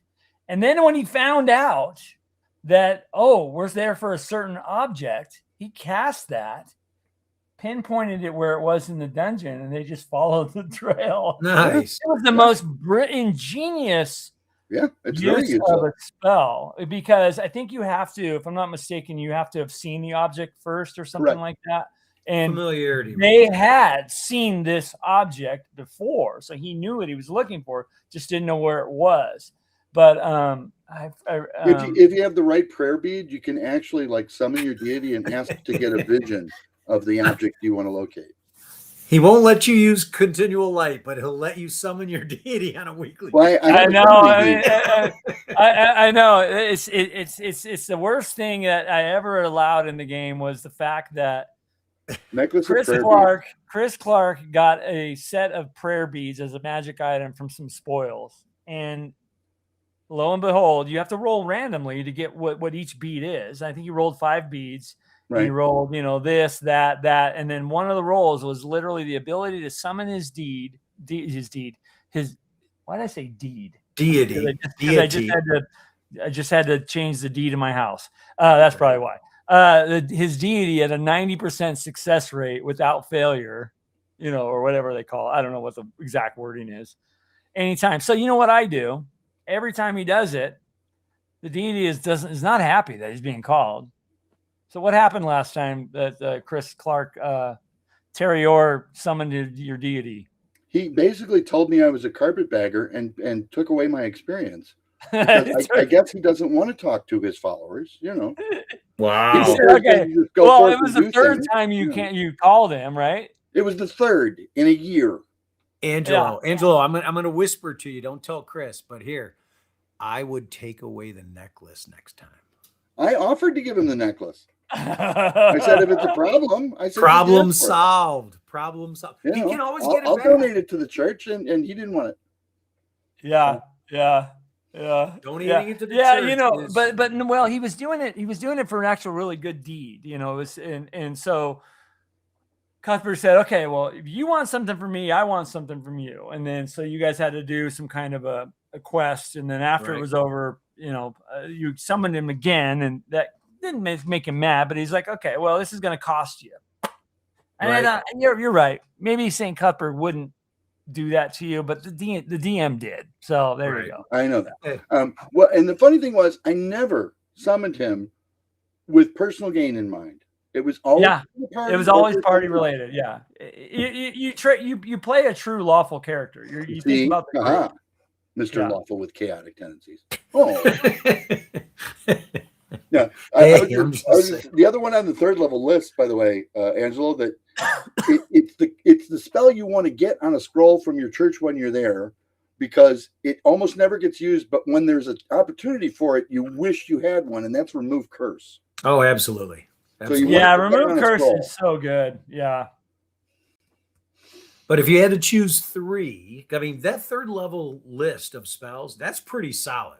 I mean, if you're talking nasty. That's maintenance spells across the board. I mean, it's hard to, and it's adventure specific, right? Because you're going to take cure blindness if you have the chance of that occurring. You're going to take remove curse if you anticipate picking up objects, or your cure disease is a must. Yeah, create food and water if you're worried about running out of rations ever. You know, right. Yeah, top 3 in there for me. Yeah, that takes that whole piece out of the pressure. And I almost always pick a dispel magic as well. Yeah. Dispel magic, cure disease, and prayer. If I had to choose 3 for a standard any day adventure, those are the 3 for me. Have any of you guys ever cast or taken Glyph of Warden? Yes. It takes a while to.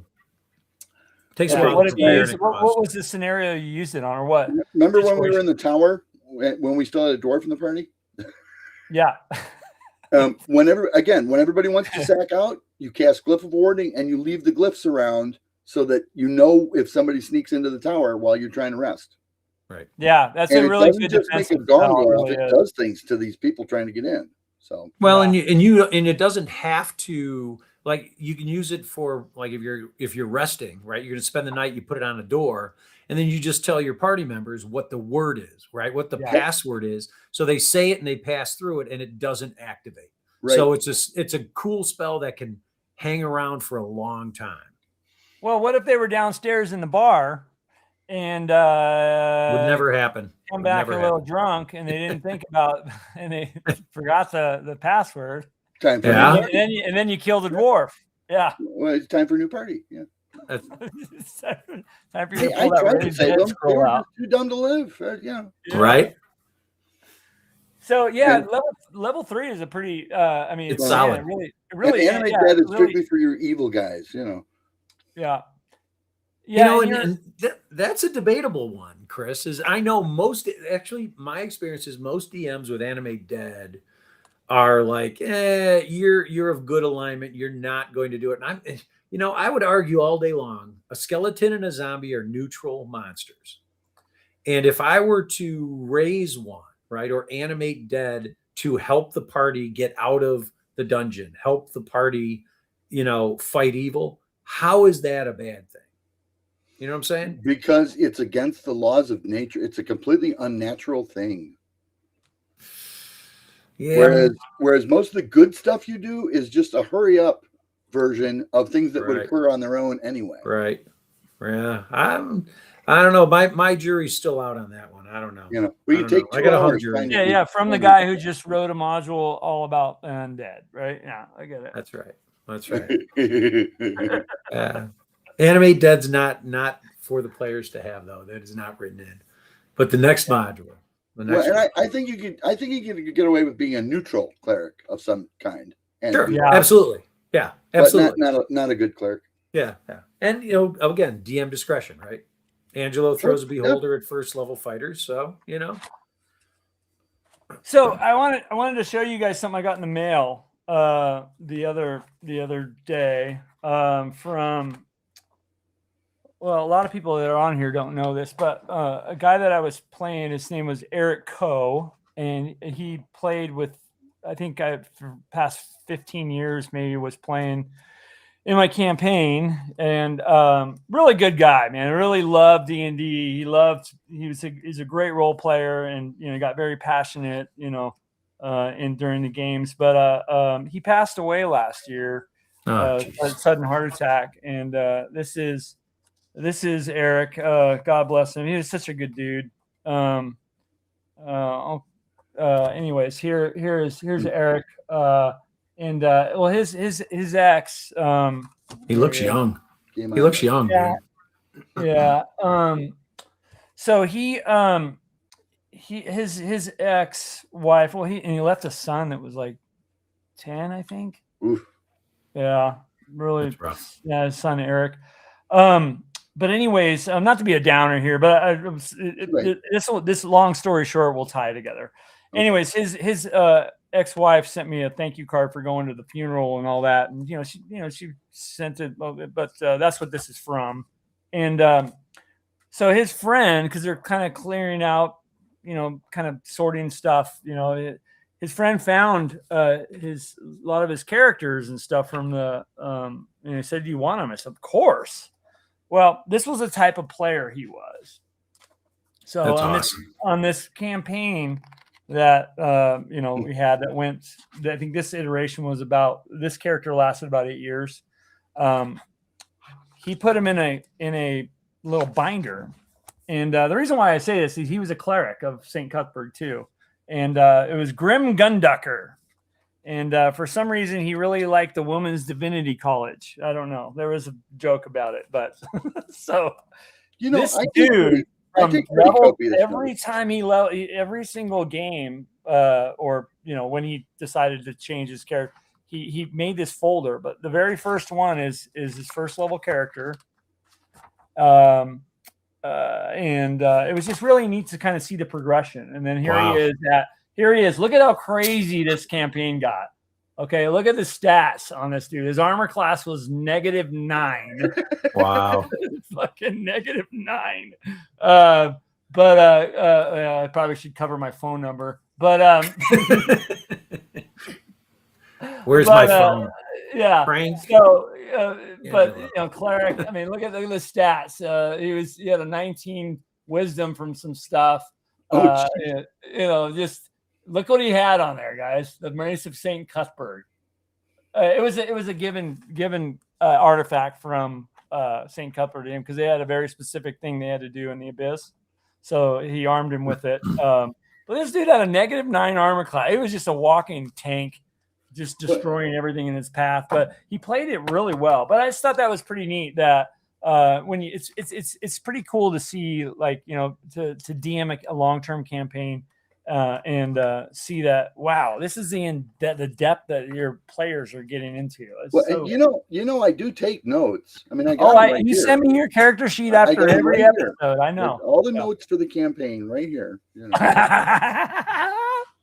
But anyways, I thought that was pretty neat. Isn't that one of the draws, though, Angelo? One of the draws to playing D&D and tabletop games is the progression, right? Yes. Yeah. It's the historical references that people hold on to. I mean, look at us, right? We're OSR based, right? AD&D. Everything is out of print. Everything is old school. And so, I mean, getting something like that in the mail, one, it's an honor, right? That they thought of you and they sent it to you. But two, it's totally cool to look at. And it brings back memories. That's awesome, dude. That's great. Yeah. I'm gonna definitely put this in a. How are you? How are you doing? Getting better every day. That's awesome. Congrats. Actually, okay. That way. Yeah, Hey, yeah. Really good to see you. Seeing improvement every day. Glad to hear. Good. Yep. And she's feeling better too. Oh, you mean in my outlook? Okay, all right. Yeah. Good night. I'm in Good training. night. I don't know. Good night, sweetie. Yeah, I mean it's Anything definitely complicated? cool. Yeah, I'm gonna do something with this, put it on a frame up on the wall or something. Nice. You know, little Eric shrine. Yeah, he was a good friend. He was Pass definitely his a good items friend, down and guy. bring. And you played with him too, Chris. Yeah. I mean, for We played a bunch of different games together. You played some Yeah. Lance, dude. Lance and some. Yeah. I don't know if he ever played Inner City with you, but That I don't know either. I don't remember Inner City. I do remember him playing Lance. but he was around during the time when I was in California when we had face-to-face stuff. Ever since I moved up here. But yeah, but we lost Greg. But yeah, very cool. But anyways, a little sidetrack. I thought that was cool because he played a cleric, and I thought it was kind of neat to bring up. Hey, that wasn't a network issue. I had to sneeze. I've had 0 network issues tonight. Nice. Not for Micah. All right. Hey, a little other shameless plug for the channel, guys. I just want to let you guys know that next week, Thursday, we're gonna have our gaming group here. So Chris will be here and a bunch of guys from the group. We're gonna do a recap of the month of the Greyhawk campaign I'm doing, which we call Greyhawk, which we call Hommlet Dark. Yes. And we'll also be doing the giveaway for all members. So part of the thank you for being a member, I do a monthly giveaway. Those of you guys that don't know this already, and I got a bunch of play copies of modules. So this is May's iteration, I guess. I don't know if that's the right word, but this will be the drawing will be next Thursday. So whatever date that is, 30th, I think. Yeah, 30th. Yeah, no, 20, whatever. But anyways. And then we'll also have another live stream on Saturday. We're gonna have the after party. We're calling it now. It's a party. Yeah, we're gonna do the Saturday night marathon live stream. So we're gonna be there. It's gonna be kind of fun. We always have fun on Saturday. So, and some videos that are coming out in a couple hours for members. And then I'm finishing up the DM Masterclass series, which. Having a lot of fun doing. So I hope you guys are liking it. It's a good series.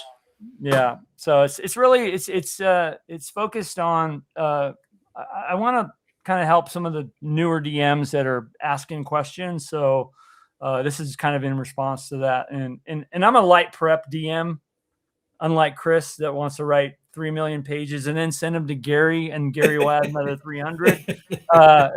Yeah.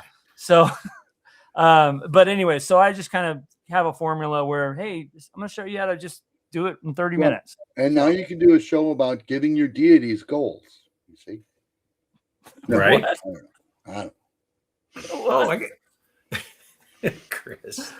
Yes, next Thursday is going to be very big, Agile. And I was going to get to that. I did bring up, wow, I don't even have the screen thing scrolling on the bottom. God, I'm a bad person. I didn't giving a shout out to our members. There you go. Now, Agile.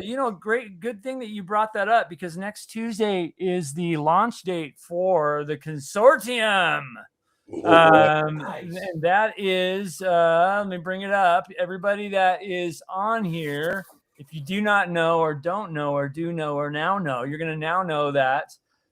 This is the QR code to the landing page for Agile Monks Kickstarter, Wondrous and Dangerous Consortiums, World and Lore book. And this comes out next Tuesday. And Agile, if you're here, put the time that it launches.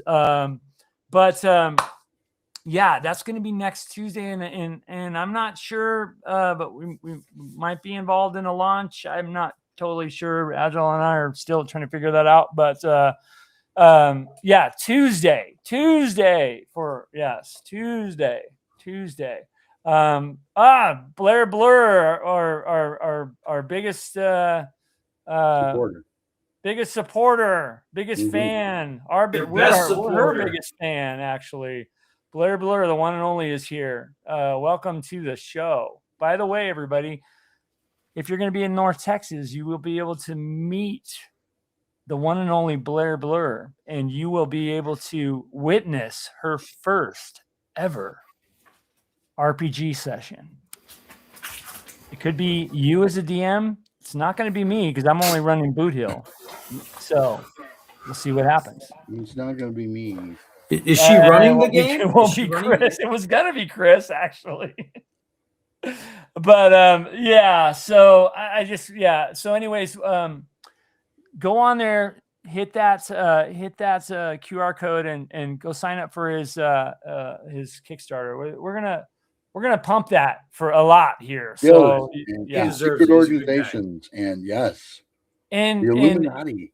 And Agile, we need to get you on here to talk more about it. But if you want to learn, if you want help in shaping your world, this is like the perfect the perfect manual, if you want to call, or piece, because it shows there's all kinds of factions in there, and just stuff that you can pull out for your campaign, and maps and stuff and things, and did you see the news the world, you can use the world, you can, there's a lot of great stuff in there. So scheduled to go live on May 26th, which is my mom's birthday, by the way, at the following times. Here we go. And they got picked for projects we love. Yes, they did. They got picked for projects we love from Kickstarter. So I hope he'll be putting that on there. Very cool, dude. Very cool. Yeah, very, very cool. Yeah. So we're all going to support you. We're all backing you, and we all wish very much so luck on this. It's oh yeah. Hey, here we go. Go ahead. I was going to say we are officially launching. Okay, 10 a.m. 10. Let me see. 1 p.m. Okay, so it'd be my 2 o'clock. Got it. Okay. Got it. Okay. And by the way, thank you for the super chat. Kickstarter sent us communication today. We are picked for projects we love, even before it goes live. We are so happy. And when they do go live, it is BYOB. Bring your own backer funds. Yeah, so. Yes. Exactly what Chris said. Yeah. So yeah, very, very cool. I'm really excited for you, dude. So. Yeah, we'll going to be something else. We'll be here to support you. I mean, that's what the DM and Friends does. We DM Angelo and all of our friends, which is all of you guys on the chat, in the room with me. We're all friends, so we're all here to support each other. That's what we're here. This community is here to support each other. So you're here with my I'm often referred to as a supporter. So yeah, supporters. Yeah, I love it. Yes, very, very cool. Thank you, Agile, so much. Yeah, it's gonna be awesome. Yeah, and we're only a couple weeks away from North Texas too. I still, God, I just don't even know what to do, man. I gotta pack all this trying to stuff. Depress me and things, aren't you? Yeah, I still gotta pack all this stuff and do some things, and oh God. Advanced Fantasy Games. Who is this? They just did a member for 2 months level hero message. Thanks for all you do, DM Angelo. Man, whoever that guy Advanced Fantasy Games is, thank you so much. He is a kiss up, isn't he? Yeah. Wow, you've been a member for 2 months. Man, thank you so I've much. been longer than that, but you only started 2 months ago with your memberships. Yeah, membership is only started 2 months ago, I think. I think we have 214 members right now. Wow. And I will say that thank you guys so much for becoming members, for gifting members. What it does is it really, it really allows the show to go on. And what I'm going to do, and I'll just be really, really honest with you, I'm going to use anything I get from the channel, from you guys as support. I'm going to put it right back into the show by getting equipment to better do some things, maybe take some speech classes, because Chris rouses me all the time because I don't know how to, Maybe you guys should see this. Like, I'll send him something like, a write up on something or whatever.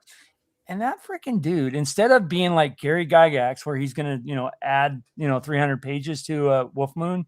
No, you know what he does? He corrects my grammar. And it gets smaller. Yeah. No, it gets a lot bigger because you add sentences and you're too much.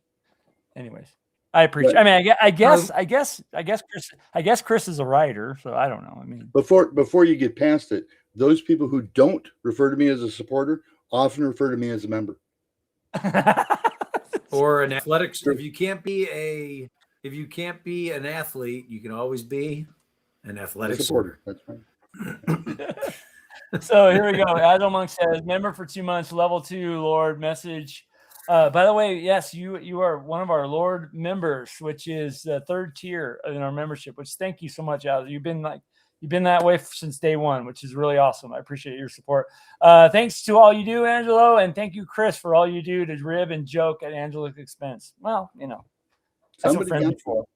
Yeah. Well, I was trying to send 5 gift memberships, but for some reason tonight it's not allowing me to have that as an option.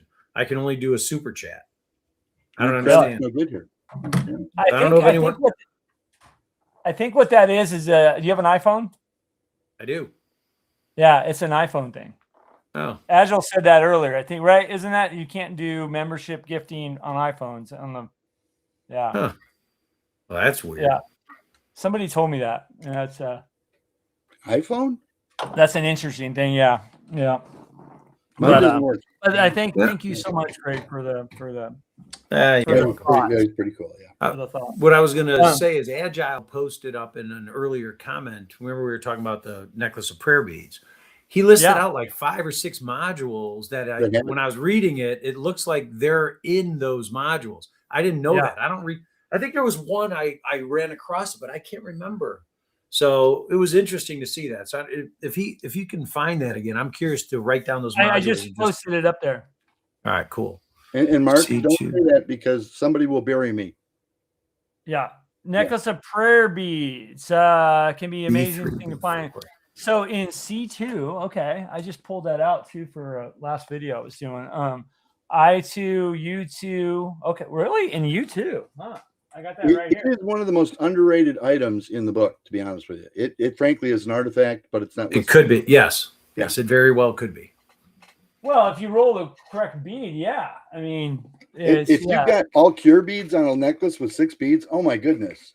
Oh, Dreg the party will never have a problem. No. Oh, it was. Oh, Dreg. Yeah, there you go. Yeah, it was Dreg. Yeah, I put it on the screen there. Yeah. So, yeah, it's in U2. I didn't realize. Okay, let me see. Good call, Dreg. Good call. Approved. Yeah, I'll have to see where that's in here. I know this module pretty well. I don't know why I missed that one. Yeah, cool. That's good. Dreg is one of those guys in the in the community that can just pull out. I think he's got Google like attached to his brain or something. I don't know. That's good. Yeah. So Agile says, yeah. So that's what you're right. Yeah. If you iPhone, you can't do memberships. You have to do it on the browser. Yep. Drag said it. Yep. Mark the Shark. LOL. That's he said Chris is a treasure, and I said don't say that because someone will bury me. Yeah, so UK2, so that, wow, okay, UK2, and then Temple of Ellen, I could see it being in there, B3. Yeah. Oh, B3, right here, what I had in my hand. Okay, I'll have to... Shell, this is my phone. Hey, this is a test for Dreg. Does he have Google hooked to his brain? What page is it on in B3? Yeah. What page is it on in U2 in particular? What page is it on, Dreg? In the Name of Love. Oh no, that's a different YouTube. As a man, I don't own them Apple products. Exactly. I'll take. Wow. Wow, Craig, what he said about you. Let's put it this way. I think I can get redeemed a little bit. This is the second phone that I've had, and they gave this to me for free because they wanted me off their old network. That's how old this thing is. They're like, we're shutting down the G3 network, and they're like, we need you off our network. So we'll give you a new phone just to change. So yeah, I don't get rid of cell phones. Until System ME came around, everybody in the industry used Macs. Everybody.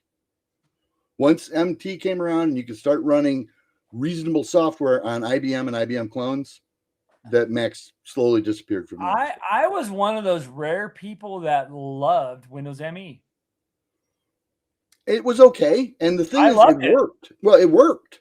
Right. It didn't matter if you loved it or hated it. You could actually run InDesign on it. Which the other you one didn't have to pay for everything.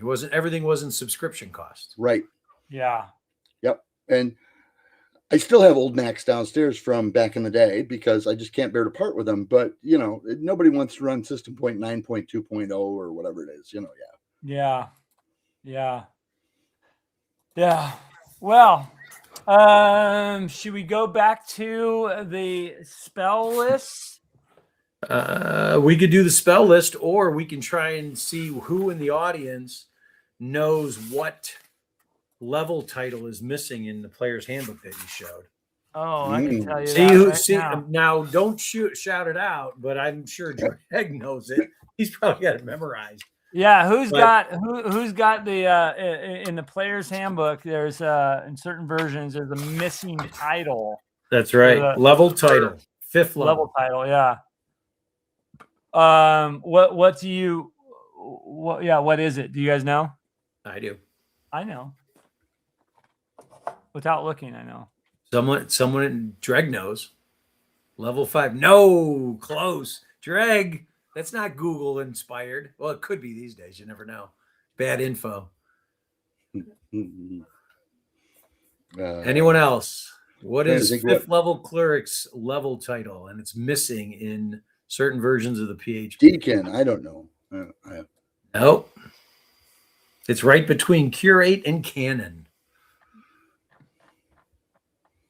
What was there between? You guys know? 5, 4, 3, 2. No. Somebody will put it in.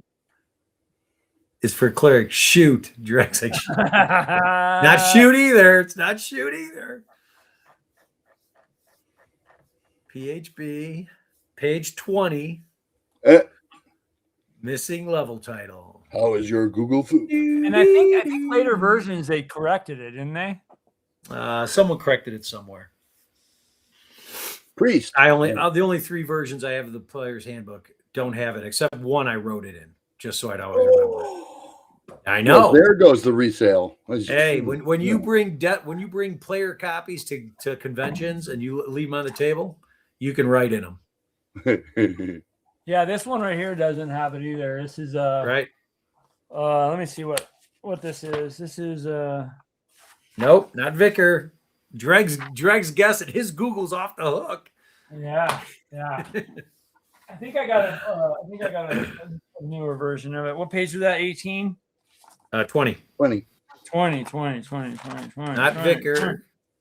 Not Shoot. Not Bishop. Yeah, this other copy is a 7th print, and it still has it. It's crazy is this was falling apart so much I put little binds on the end of it. Look at you. Yeah. And you can use it as a weapon who showed me this, and it was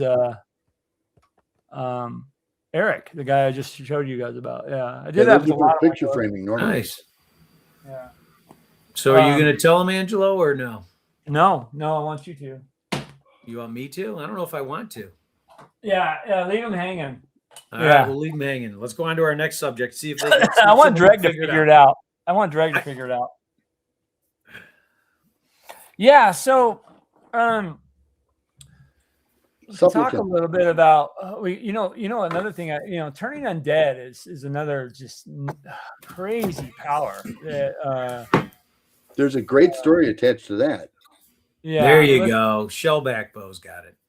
Oh, okay. Yep. Perfect. Yes, our paladin, who turns undead at 2 levels below the vaunted cleric, ran upstairs and got drained by Wraith because he can't turn undead that well. And I came upstairs and the Wraith went, "Oh my God, it's a cleric," and left. Yeah. And then the paladin looks at me like, well, where were you two turns ago?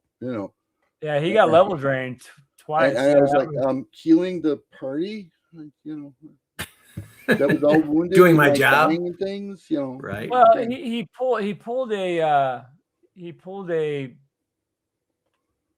split the party moment where he went downstairs by himself. Well, and he went running off after the evil nasty main bad guy on his own. Didn't even catch up with the evil nasty main bad guy, but managed to pass the lair of a wraith on the way while chasing him, and got oh wow, That'll do it. Badly drained. And that was one of those times I summoned my deity to say, how do we get him his levels back? Give me a quest. And for that I was punished. No, that you didn't lose it that time. It was later on, remember? Yeah, no, that was you guys got the quest to go to the Temple of Grumsh and play Let's Get Naked. Yeah. Mm-hmm. Yeah. So do you have a paladin and a cleric in your game? We did. Oh, you did. Were they of the same deity? Yes, they were. Okay. Yeah. See, when in my games, when someone wants to be a paladin, what I tend to do, just from pairing them up, one of the things I do is I ask the players, the paladin and the cleric of the same deity, and the paladin is there to protect the cleric, right? That's kind of what happened.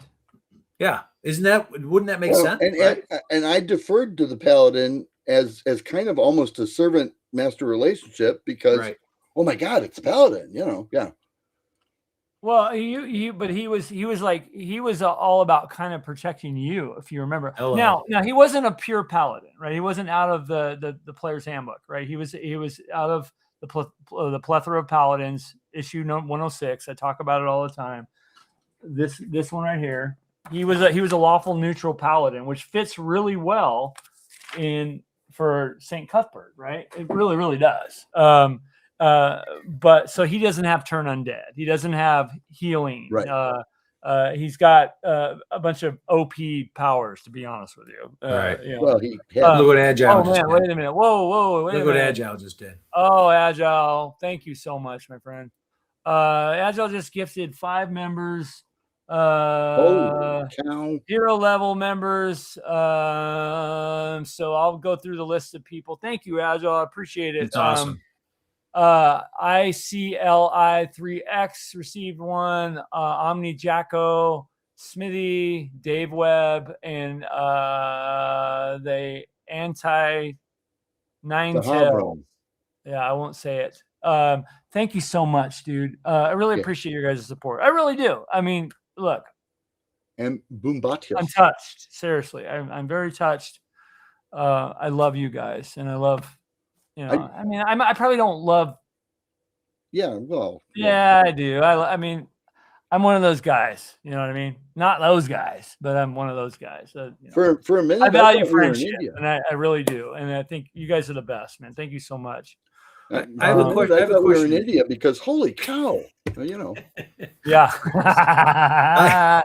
I have a question about those memberships. When they're gifted on let's say a live stream, do they only go to people who are on the live stream, or interesting, and I've done some research on it because one of my fellow streaming buddies, Tenkar, we find out about a lot of stuff back and forth, and we were doing some research on it and found that it'll take from be right back. Okay, Chris, it'll take from who's online first and it's not a member. Okay. And then it filters down to the most active, and it kind of looks at who's the most active, the most commenting people, that kind of stuff. And it'll take from that pool. Okay. Now the other night, and Jimison, thank you so much. I'll get right back. Thank you so much for gifting. Also, you just did 5 more. Thank you, dude. Seriously. Nice. RPG Musing, Smash Culture, Boombatius, Captain Meowgen. Oh, that's awesome. Thank you, dude. Jimmy, thank you so much, Jimison. Yeah, so what it'll do, it'll take it kind of has a tiered approach where it kind of figures out who's and then there was a bug the other night where there was somebody that gave 20 members the other night, and it took 3 from the current group that was online right at the moment, Okay. and then that was all it credited. And then what it did is it went down, and I saw it trickling in 5 at a time days later. It was really weird. Huh. I don't know what YouTube was doing with that, but it's kind of interesting. But and then there was another gifting event where it didn't credit any. So I'm hoping that that person that gifted didn't get charged for something. And I actually wrote down who that was. I want to contact them because I want to make sure that they don't get a refund from YouTube. You know what I mean? Okay. But Jamison, thank you so much. Agile Monk, thank you guys. Your support means so much to me. Seriously. Yeah. Yeah, very cool. Very, very, very, very cool. Oh man, I was gonna post all these up here. Let me see. How do I do this? Anyways, yeah. So that's kind of how that works. I think it's yeah. Figured there was some very algorithm or something. So yeah, there's some. YouTube's all about algorithm stuff and all that. And by the way, I just recently unlisted all my shorts. I'm going to stop doing shorts. I think for me, what I'm trying to do here, I want to concentrate on long form videos. Shorts for me are, I'm not doing it anymore. So no big loss for more. I imagine people are not shorts people that are here on live streams or, so I'm just not going to do it anymore. Cause it just, I don't know. I like that. Yeah, and maybe after a little bit of time, you're like, hey, you know what? You got a great idea. You're going to pop back out and do some shorts. You can always do that. Yeah.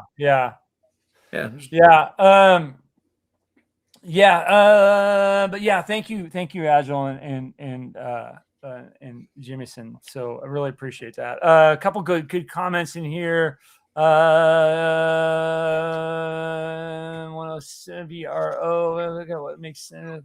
Yeah, perfect. Yeah, so somebody said they misspelt it as perfect. Okay. Yeah. Okay. No prefect is perfect. No, but llamas. Table. Yeah, but that's not how that works. So yeah, thank you though. It's they kind of look at who's the most active and go from there. Roy Loveday. Good to see you, man. It's awesome to hang with people that love these old school content. Yeah, we love old school. Definitely. And you know what's interesting? We were going to talk about that and we totally skipped over it. About the cleric and kind of modern games. So I do want to talk about that. But good to see you, dude. And thank you so much for being on. And yeah, we're here. Yep. Agile, you're right. They go to active subscribers. Okay, happy to support. Thank you, Jimison. Yep. Necklace of Prayer Beads is down on page 333 of the T1 through 4. Okay, I'll have to look at that. What does the Necklace of Prayer Beads do? Why don't you talk about it, Terry Orr? Because the first rule of Prayer Beads Club is you don't talk about prayer beads. There's like 6 different ones, and a couple of them are somewhat useless. Although I might have a use for them coming up with Tiger Wong. We'll see. In terms of the atonement beads, other than that, I find them to be not terribly functional. But the cure bead is incredible because you can cure any disease. I think it's 3-8 plus 3, so it's a critical wound spell. And you can have up to like 8 beads on a necklace. Oh my goodness. So, and then the one that Angelo really hates is the summon bead because it's a 90% summoning spell for your deity who will come and talk to you. Although my deity doesn't like to do the interpersonal chat thing. No chat rooms for my deity. Well, he's busy, and he doesn't want to deal with you. He's busy, calling him every draining experience points and things. Yeah. Oh, which page was it on? In he said 333 T1 through 4. Oh, so it's 333. There is no. So I'll bring up the Necklace of Prayer Beads right now on the screen. Yeah, that'll be fun to check. There's one other cool one that I can't remember for some reason, but So the necklace of prayer That's beads. room 333. Yeah. He's Room. talking. I think Karma's the other one I thought was really neat. Yeah. Yes. Yeah. So basically, the necklace of the necklace of prayer beads. No, they do not burn out as you use them. So the necklace of prayer beads. It's on the screen, guys. Appears to be a normal Great. piece of non jewelry until it is placed in the character's neck, and then basically it gives you the values of them because they are precious stones. The wearer has a 25 deity grant desired spells. Okay, so what you do is you find out how many you have, and then you roll the type of spell of bead. Which look at this. This is absolutely crazy. Amazing. So the bead of atonement, which is a 5th level spell.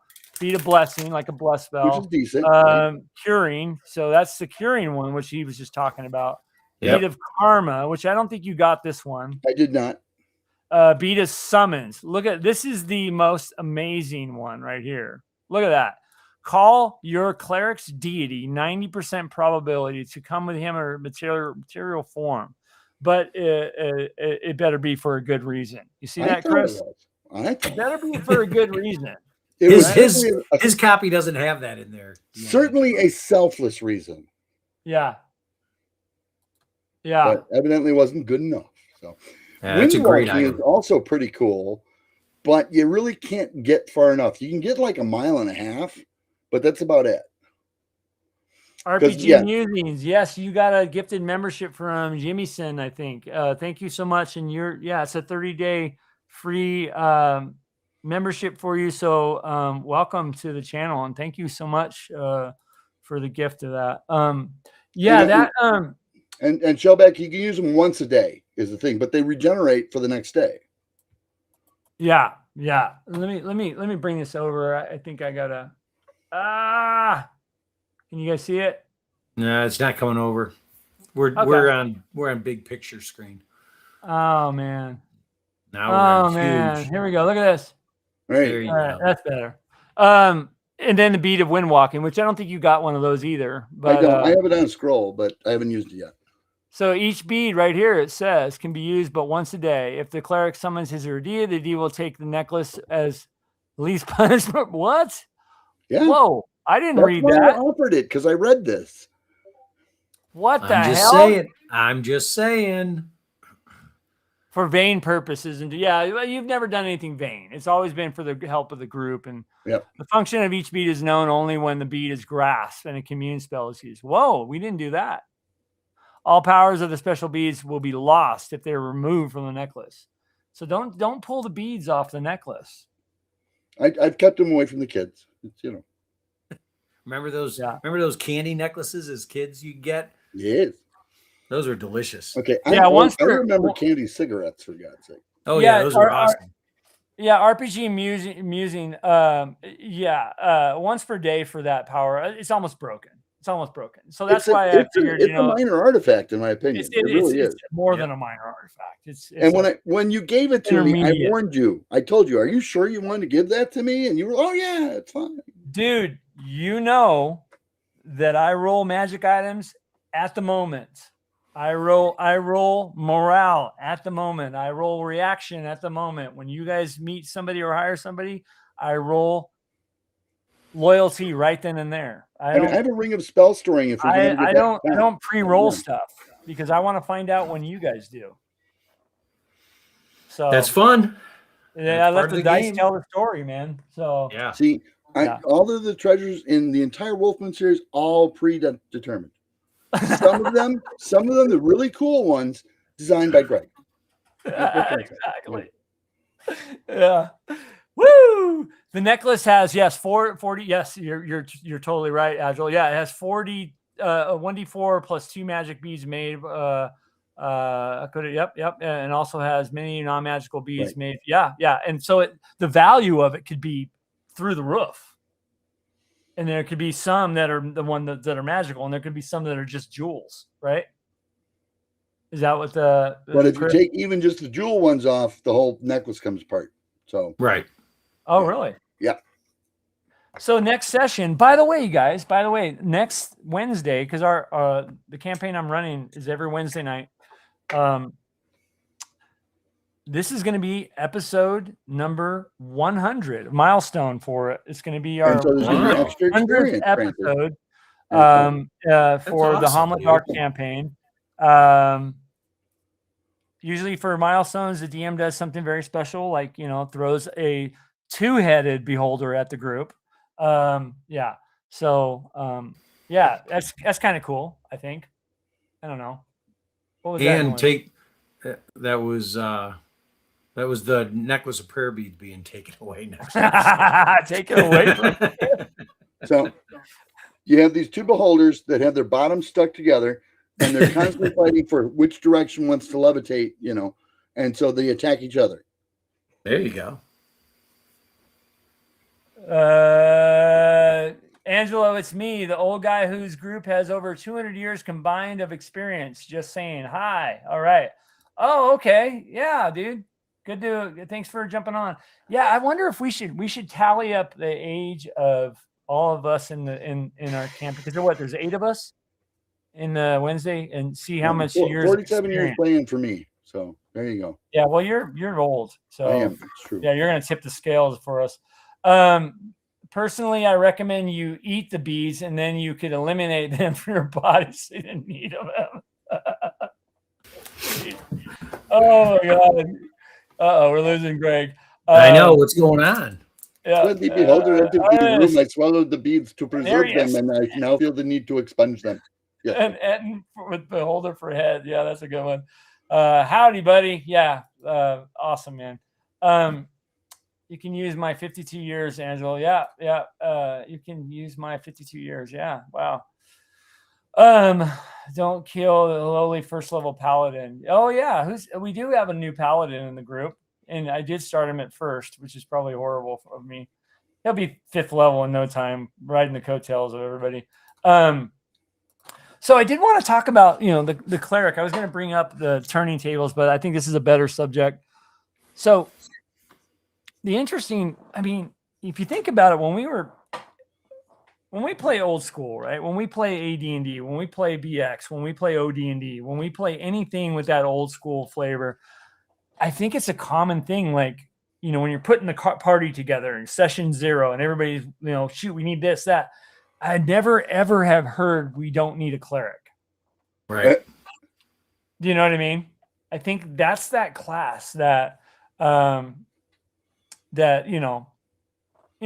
a cleric, and then there's, Without it'd be nice to have a thief. It would be nice to have a ranger, you know, that kind of stuff. You're pretty sure that it's not a mental block, that you're just not hearing it. Okay. What's that? This party doesn't need a cleric. You just not. It's not that you're just not hearing it because of a mental block. Okay. Yeah. But you know, I've read on. Well, I know what you're talking about. It went right over my head. I know. That's right.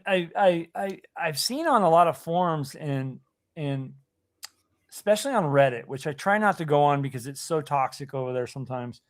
But and there's a lot of complaints of that I've seen that the cleric is just not useful anymore in modern games. We need to flip you, dude. Yeah, you're reversed, Greg.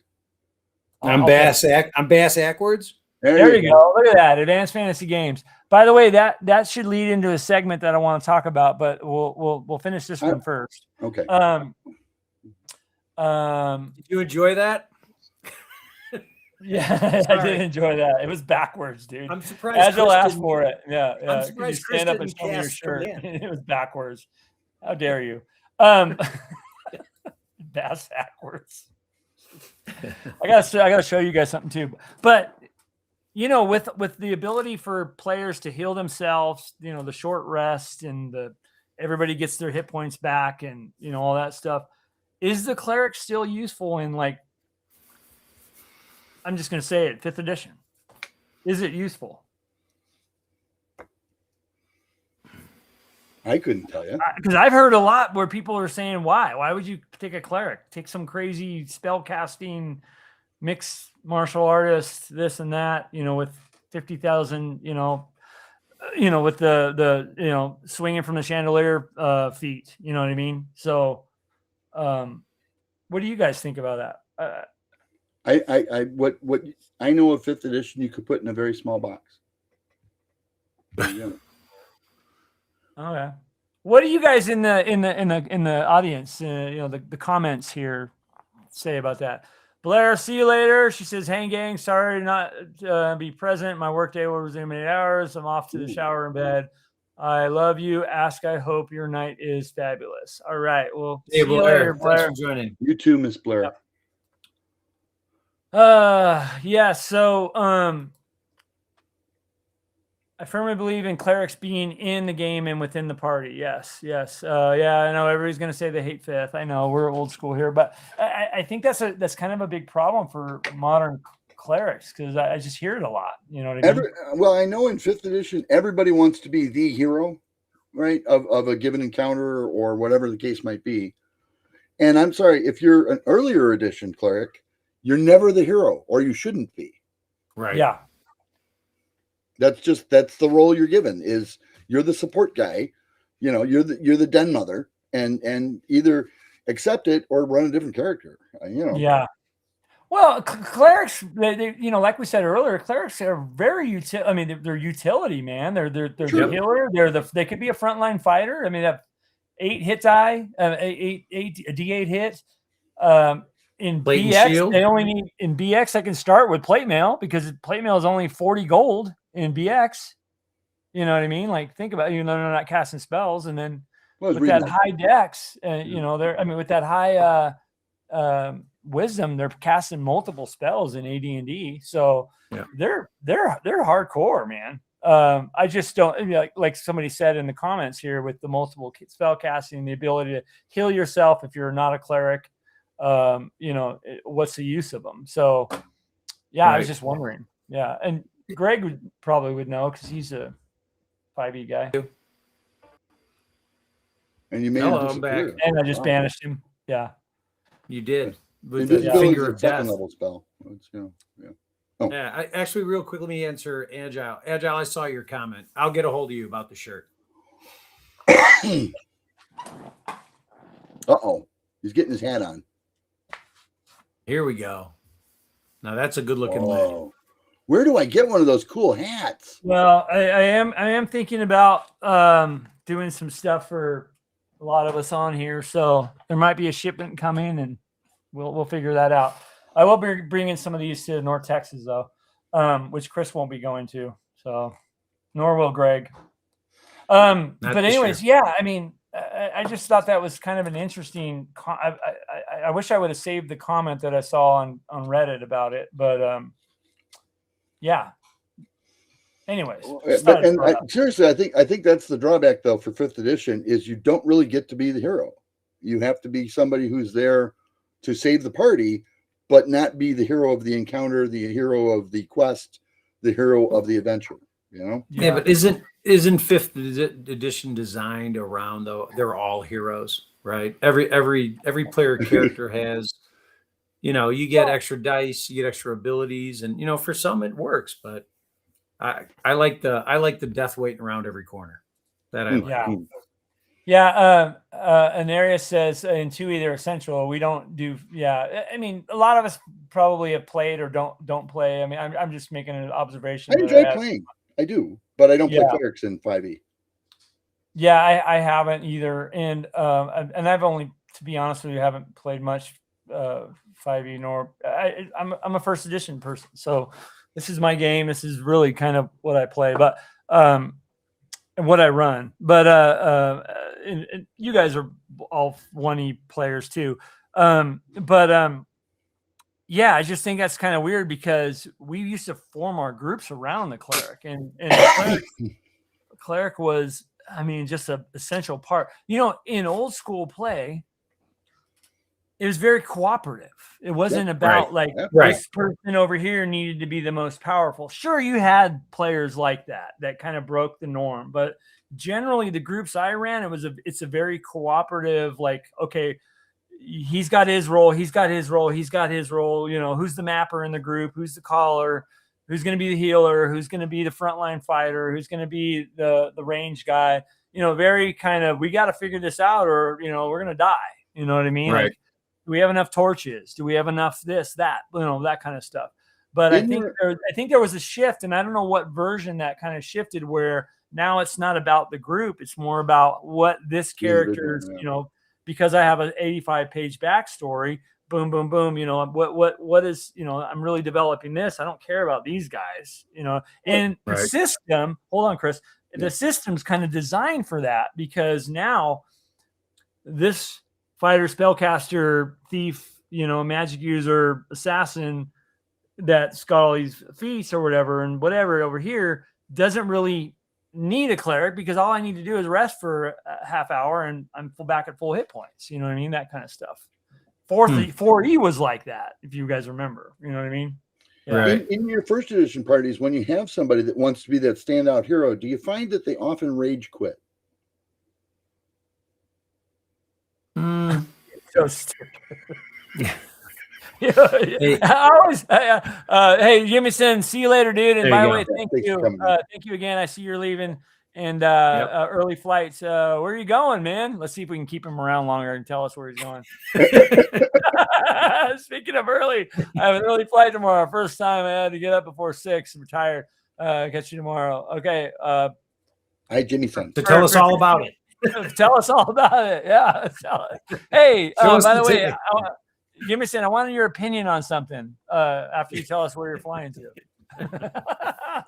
Hey, I got a question for you guys, just, if you don't mind, about the cleric and the deity. And this is just food for thought for DMs out there, right? And this is my style of DMing. As your player characters level up, and specific for the cleric, I guess specific for the paladin too at higher levels, is because the spells are given directly to them as they get higher level from closer beings to the deity, and then eventually from the deity themselves. Do you, as a GM in your game, because you know the dungeon, let's say it's a homebrew dungeon, you know what's in it, and as a GM, you play, there's Odin, and as a GM, you play the deity, right? I'm assuming you do. I do. I put myself in that position. But my question is this. Do you ever find yourself giving your player certain spells because you're the deity, and you know that in that dungeon, they're going to be going up against, I don't know, let's just say they're going to fight something that is a level drainer, or they're going to fight something like a lich, right? You're going after a lich, and your player character is going to take all these spells. And you're like, okay, first off, you need slow poison, you need neutralized poison. You weren't going to take them, you're getting them. You know what I'm saying? So I find myself, I have done that, and I think it's a great way to reward play, but it also aligns with the deity intervention with higher level clerics. Thoughts? I don't actually make my clerics pick their spells. I let them choose whatever they want from their prayer book, as long as, first of all, it's in their prayer book, and second of all, that they've done their ablutions for the day before and had a rest. In other words, because they're a gift from your God, if it's in your prayer book, you can use it up to the point at which you don't have enough mana to cast more prayers. GM Angelo does not work that way. And that's okay. He's got, I make them pick them the day before the morning they wake up. You tell me what your spell list is. Yeah. Okay. Oh, I've always played it.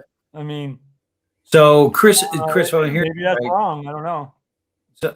So Chris, if I'm hearing you right, you're saying that you allow your players to, on the fly or on the go, use any spell they want as long as they don't exceed. As long as they know it, because they don't know all the spells. Yeah. If it's in the list, if it's the first level, if it's in their list. Now the thing is, if you used, and I know, for instance, it's one of your favorite spells or prayers, let's say, if you used augury before the adventure begins, we've been quested to do this, I'm going to use augury. That's when your God would say, you know what, you need newt poison and slow poison, so I'm going to add those to your prayer book, but you owe me. You know. Okay, and you know, and honestly, as you get to those higher levels, there's so much that the GM has to control, right? Because there's so many, the actions are multiplied, right? We're talking they're so I find that, Chris, that's an interesting fact you brought up, because I'm finding that is a fun way to play as a PC, as a cleric, not as a magic user, but as a cleric, where you can pick whatever spell you want and cast it. That's almost cutting out me, the GM, as the deity, saying, you know what? The deity's influence is, you'll have that spell, right? You're that gifted son of Saint Cuthbert. So I've done it both ways. And I like that now that I've been playing longer. I like doing both of those ways versus like just saying, all right, you're a 10th level cleric and I need you to write down the spells you're going to take today. I see that as being, I don't know. Very magic user like. Well, Yes. I kind of differ in that a little bit, because I see that the cleric wakes up in the morning and prays for something very specific, and the Correct. ability to cast that on the fly. You know what I Correct. mean? There's value. If you were able to just get something, like I get it. I get what you're saying, Chris. Like, fifth level. Let's say you have a caster that can do fifth level spells, right?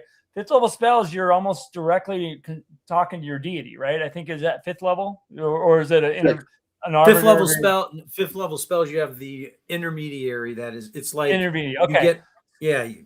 Yeah. Okay. So to my point, you got a casting time of 3 seconds. Okay, or 3 segments, right? And for this fifth level spell, right? And maybe it's not, but I'm just throwing fictitious values out here. So who says that person's going to answer? That intermediary is going to answer within 3 segments. So I see it as in the morning, you're waking up, you're asking your God, or you're asking your the middleman, if you want to call it, right, for that ability to cast it within that casting time, anytime I want during the day. Think of night. Right. No, you're right. You're You're intervening right. directly with or 7th level. You're talking directly to your God. You know what I mean? Or sure, the casting time on a lot of those spells is bigger. But that's just my thought. That's why I require a list. And I don't think it's come up, but mages, for instance, can read a spell directly from their spell book, even when they're out of spells. Oh, I play that way. Yeah, correct. And you have a chance. Absolutely, but they lose it. They lose it. But right. But the clerics can't read their prayers out of their book. Well, they don't have. You see what I'm saying? That's why. Yeah. That's what makes me play it the other way. Yeah. Is the fact that the cleric can read it out of their book, and because it's a holy granted thing, it doesn't disappear like it would. So you're telling me if your spell book, prayer book, but clerical holy book, holy tone, holy text is gone, you can't cast cleric spells. Correct. Wow, you just gave me the worst idea for episode number 100. I have shown you that my spell book's graven on stone tablets, right? Tattooed to your butt, right? Yeah. And that's why you have a mirror. And that's why you have a mirror. Well, and show back. I don't see it that way. I see it as it's and it's fine. In the morning and you pray to your God. Yeah, and your God gives you the ability. That's I don't use a text or anything like that. Yeah. 9 times out of 10, I'm also not running in a campaign situation. Yeah. I'm running at a con. Right. Yeah. Well, cons are different. Cons are not. Yeah. Con is not. I mean, like it or not, we totally play con games differently than we do campaign play. Right. Right. I do.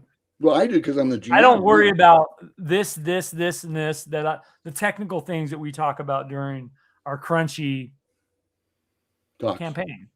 Yeah. Well, and to my question, Angelo, you answered as well. So it's really a combo. So in your example, your players choose their spells and that's it. And they're off and they're going. I would encourage you to consider, what if when they showed you their list of spells, you as that deity, right? The GM, you're the deity. You looked at that list and you said, wow, you're going to die in my game. Yeah. What have you ever considered saying, okay, your deity gives you these 3 spells that you want. Those 2 you don't get, but you get these 2 instead. Yeah. And that I way, see that. so that's kind of something where I think it helps and it's within the scope. Shellback Especially Bo from a also chaotic deity. Think about that. Oh. Yeah. And my personal deity, for whatever reason, gives experience points back to people that aren't me and takes them from me. That sounds fair. You know. I would do the same thing. Shellback Bo, you're right. You can How always are your pray chops during the doing? day. Are they feeling a You little get broke different yet or stuff. no? 100%. Yeah. We've always, and just from day one, we've always done that where you write your spell list out for clerics. And that's I fine. wonder if that was ever asked Gary, like how he did that. I Right. would like to know that. But one thing that I've done in the past for people that are playing clerics is pick your spells, but you can burn any spell for a cure light wounds. I've done that. And it gives them a little more range, even though I don't think a cleric really needs range. You think about wisdom bonuses, all that other BS. I mean, they're casting superiors. You know what I mean? You've never had to cleric for a party like the Hommlet one. Oh my god. Yeah. Look, let's go towards it. Okay. By the way, yeah, Evil Cheese NC. I think that's North Carolina, right? Good to see you. Thanks for jumping on. I did see Sword and Stones is here. He says howdy. Thanks for jumping on, dude. And Chris Carlson Webb is here, the one and only, who says hard cover. With the emphasis of hard. Not right now. Uh-oh. That means we've got a special winner. By the way, yeah, let's read this. Let's see what this one is. Okay, medical BLS. Female with a seizure. Been going on for about 2 minutes. Oh, I've been to this place before. Yeah. Anyways. Yep. Yeah, I know who this is. Anyways. Do you need to go see her? No. We have a duty crew on tonight, so it's not our. Yeah. Yep. Are you all ready for North Texas, Angelo? You all ready to roll? Keep bringing. Nope. So I got all my. So thanks for the question. North Texas. I'm those of you guys don't know. I'm running a couple Boot Hill games, which is going to be awesome. Every year I do Boot Hill, North Texas. Well, this is a mock-up of the city. I'm bringing part of it. There's another box in there, but this was us playing around and play testing. So I need to pack all this stuff up, put it with that, put it in the car. I got all the factions that I'm using and the characters and the cheat sheets and the goals for the factions and all that kind of stuff together. And I'm also trying some new combat rules. So I need to print everything out, pack it, and then I'm ready. So right. Do you have a blacksmith in the town? Do I have a blacksmith in the town? Yeah. I should. Matter of fact, I will be bringing my blacksmith. Yeah. Man, it's a dirty job, but someone's got to do it. Well, he gave me last year at Page this blacksmith, 3D printed blacksmith, 28 mil shop that I'm going to put in the town. So I painted it and all that stuff. So yeah. So yes. Okay. So for all your stuff Chris has on the shelf over his shoulder, he gave you a blacksmith. Yeah, I know. Isn't that crazy? Because he stores all that stuff for me. It's actually really nice. It's very, very cool. Yeah, Chris is I have a ton of stuff that I'll never use, and so why should it just sit here? Yeah. Right. Well, that's half the fun is just getting ready, right? Setting up all your stuff, play testing it, getting comfortable with it. So Dreg says he has a campaign where the party travels from S3 to Gamma World, and the cleric of St. Cuthbert gets his L3 level 3 plus spells back by having an avatar find him and loop the party into the city beyond the gate. Interesting. That's very a great cool. entry. Very, very cool, Dreg. Roy Loveday says, "Go be a hero." City Beyond the Gate is Dragon issue number 100. Okay. Actually, it says Dungeon issue, which was a different magazine. Dungeon issue number 100. Yeah, dude, Dungeon. It was such a great. I don't know if you guys have ran any games or from Dungeon, but man, there's some really great submitted one-shot adventures in there. What's Greg? Have you ever messed with any of Dungeon adventures? Modules, I'm sorry. Mini module? Did we lose you, Can you hear us, Greg? Greg? All right, Hey, I don't you think got to you go can again. You were slowly speaking. Yeah. Oh, I can hear you. Okay. Yeah, no, I was asking if you've ran anything from Dungeon magazine. From a Dungeon magazine? Yeah. From the Dungeon magazine? Honestly, Yeah. no, I don't think I have. I've looked at a few, and I had one for a while, but no, I'm strictly TSR and Judges Guild. Well, I think Dungeon was put out by TSR, wasn't it? I thought it was. Yeah, Dragon. Dungeon was the offshoot of Dragon, and they did. Yeah. I mean, I used. I should have said But I it was used Dragon short-lived. magazine and so on. It was short-lived because they had a bunch of guys writing for it that had to get paid on every issue because they weren't on salary. But they didn't they're sell all enough submissions. advertising. Weren't they all Yeah. submissions? Most of them are submissions. Correct. But yeah, But you get paid for submissions because Yeah. It was you sent the module in and it got accepted and got into Dungeon. Well, I ran some out of them when they first came out, and then I gave my copies of Dungeon to another guy that would GM for our group, and he has since disappeared, so they're long gone. But that's right. I have all my Dungeon magazines still. I have, of course, you do. Probably 4 boxes full of. Wow. Yeah, you don't need help. It's all right. I should bring them out sometime. My favorite module in there that I've ran it, for several times is called the Standing Stones of Sundown. If anybody's ever heard of that, I'm sure Dreg has. Boot Hill. Greg's going to Google it and tell us all about it. Right. That sounds like Boot Hill. No, it's not. No. And here's Agile. I loved man, there's so many great ideas in there. Dungeon was one of the 2 official magazines targeting consumers of the Dungeons & Dragons role-playing game associated products. Dragon was the other. Dungeon was first published in 1986. Yes. It came way after. Yes. And it also lasted a little less. I think they started. I don't think it was a monthly issue at first, and then it became a monthly. Well, by 1989 they were in financial trouble. So yeah.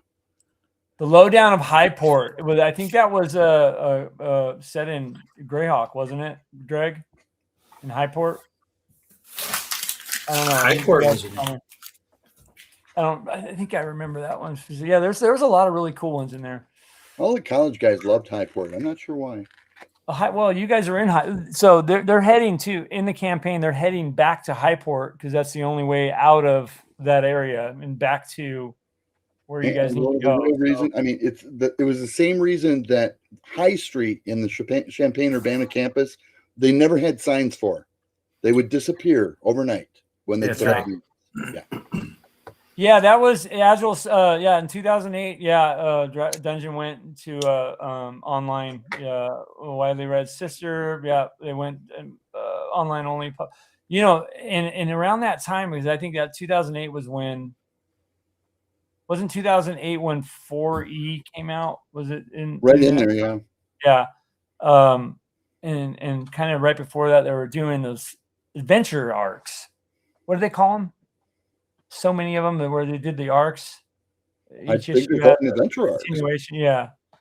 Yeah. Savage Tides and all that. Yeah. Yep. All those are Greyhawk. You're right. Highport is in the Pomage. It sure is. And that's where my players are right now, is in the Pomage. If they only had billed 4E as Dungeons and Dragons tabletop adventures with miniatures, it would have done just fine.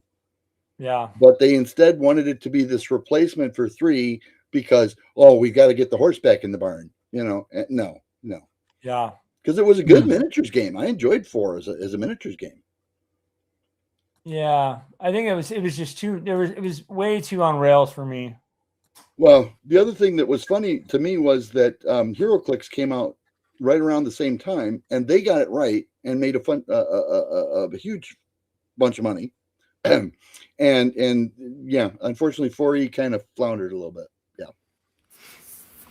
Yeah. So I'm going to bring up, since you mentioned the RPG Musings, mentioned Highport and the Pommage, I'm going to bring that up real quick. I'm going to bring something up here to share with you guys. Attend my schedule. Here we go. AggCon, which all 3 of us will be at. That's true. Don't see it. There it is. AggCon. There we go. Let me see if I can. Can you guys see this? Yeah, you can see this. So if you type in Grump. Whoa. So RPG Musings. Where is it? Oh man. Is that the right Are spelling? you going to have pre-gens for Grumch? There it is. I do. I'm making all the pre-gens, which I'm going Will to be. the cleric have command? No. The cleric will never have command again. Oh. So yeah, actually, so I'm running these 2 events at AggCon, and if you kind of, so this actually occurs in Highport in the Pommage. There's a little history behind it, but yeah. Who's all in your game? Who is in my game? Well, this is the first one. So in 513 Common Year, Highport was sacked by a coalition of humanoids from the Pommage. When the city fell, so did the temple of St. Cuthbert and the sacred book of common sense. St. Cuthbert himself has gathered his bravest followers, which will be my pre-gens, to retrieve it. Your job is to find a way and retrieve the holy text or die trying. And get in there and cast the strip command spell. Yeah. Yeah. So, wow. And 3 people are waiting too. So, Nice. yeah, that's the first day. And then if we go back, the second day, I think somebody's in here. Yep. You're full there too. Greg is in here. So is Ignatius. And Dog of War is in it. So yeah, that's pretty cool. I'm really. It's gonna be a good time. That's gonna be a good time. Yeah. I famous. You guys, I'm gonna admit it. Famous 1-page dungeon. It's not going to be 1 page. Come on. It is right We're now. gonna It's get that 1 thing page. published. Come on. It's a 1 page. And let me go in here and put in here Tomb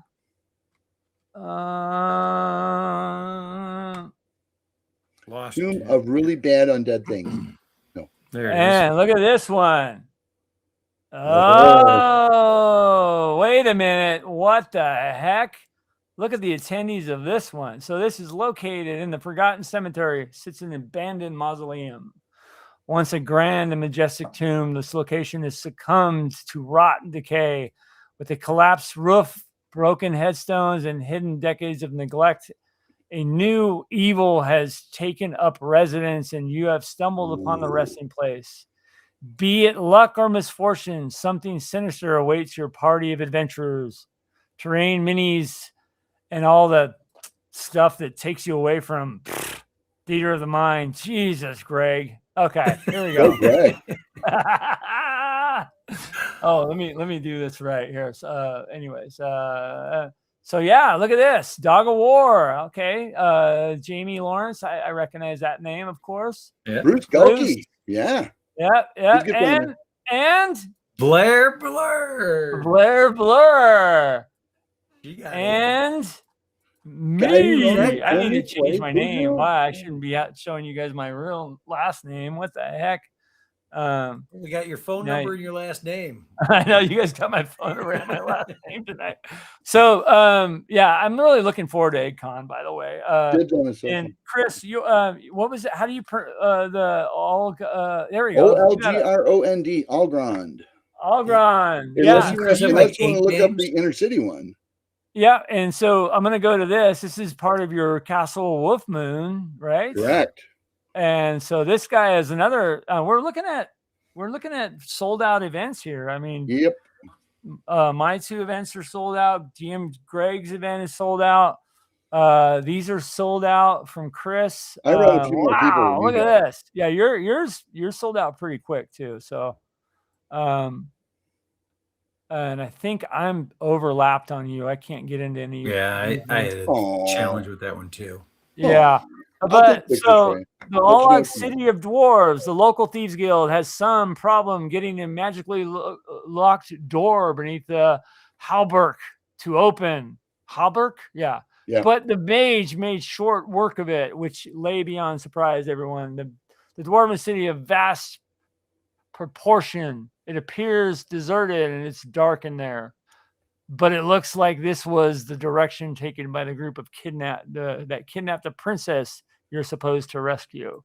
And of course, he has pre-generated characters. Newcomers welcome. Bring your dice and your wits. I think you got a full mock-up you're doing too, right? Yes. Your terrain and all that. Yeah. It's 3/4 done, but yeah. Yeah. So you I got will have pictures probably in 2 weeks. you have a Nice. packed group there, and I think yeah, looking good, dude. Looking good. Yeah, this is it's gonna be a fun con. I hope who all in the chat is going to EggCon.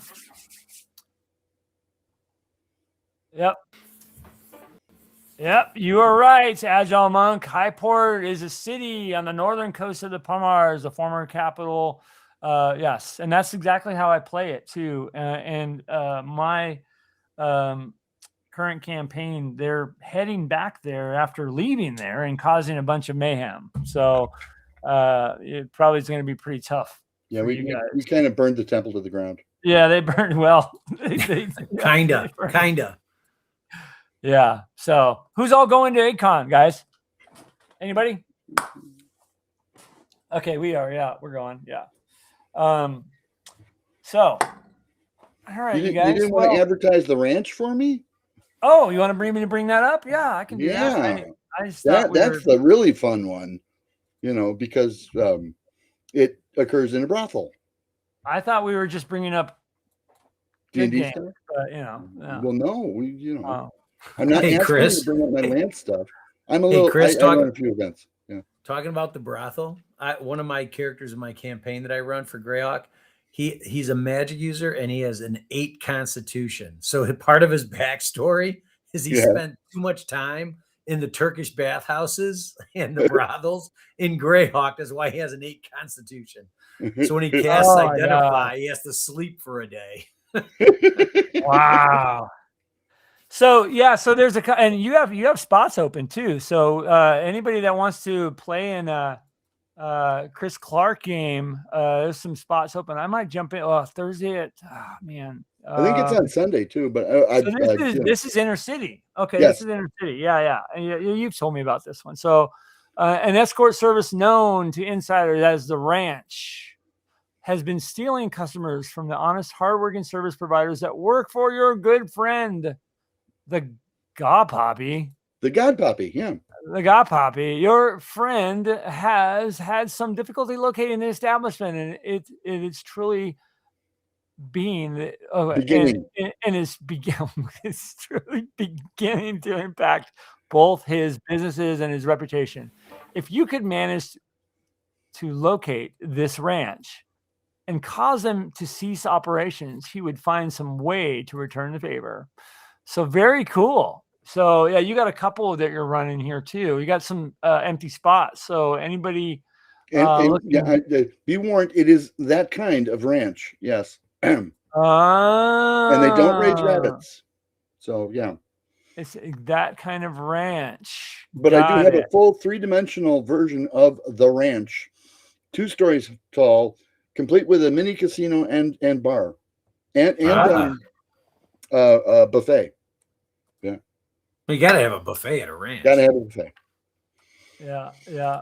And don't Trade wonder port. why all of the hotel rooms have poles in them. There's a reason for it. Yeah, Agile. Yeah, it is a trade port, but it's not that kind of trade. No, not that kind. Yeah, and it's still in there's buildings and stuff and residents there, but a lot of the places destroyed in various forms of decay and unupkeep, I guess is I don't know what the right word is, but anyways, yeah. Well, Neglect. Neglect. There's the word I'm looking for. Yeah. Thank you. You could be a writer. Yeah. Thank you. Yeah. Well, I mean, you're good with words. I'm not. I'm just a guy. This is inner city. Yes. This is that inner city, old red Yes, city. you're a crook caught in a bad 70s cop show. Yeah. Perfect. So, Serpico. Olgren City Game is Inner City Olgren City Game. Is that what? No. So they're two different systems and two. Algrand, which is Algrand is Dwarven for Power Stone mines, actually power mines, but not to give you a hint for why there's a city there, but Yeah, you don't want to give up too much. And Inner City is a Cop and Robbers, Starsky and Hutch Husky game and that Family is Food. structural support poles. Yes. Correct. That's what they are. Well, should we wind down? We're almost at the 3-hour mark. Should we go? Jeez, is this another marathon? Yeah. Well, Saturday is going to be the marathon. That's going to be we're going to do the Gamers Health, and everybody's going to be there, and then we're going to do the after party and start really drinking. So I should probably put my nose in on Gamers Health. Yeah. Well, I mean, that's gonna as soon as Gamers Health's over, we're gonna start this one, and you know how we do it. I don't even know I don't even know who's coming on. Whoever wants to come on, let me know. I don't want to step on Eric's toes, but sweat once a day, people. Get out and break a sweat. Seriously. Right. You can take horrible care of yourself. If you stay active, you can stay healthy. Although don't do these either. Really. It's not worth it. So I'm gonna be quitting this. I just need to get enough. I'm smoking these because they taste horrible. Yeah. And they got me down to under a pack a day, believe it or not, because they taste terrible. Anyway. All right. Well, gentlemen. Thank you. Well, and me.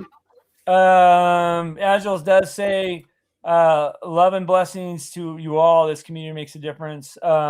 Yeah, before we go, I'm going to bring up a couple QR codes. We will start with Agile's new Kickstarter that's coming out this Tuesday. So there's a QR code to that. This is the landing page for his Kickstarter, which, we if you want to hear more about it, there is a live that I had Agile on here where he talked about it. We showed a lot of previews of it. Really cool stuff.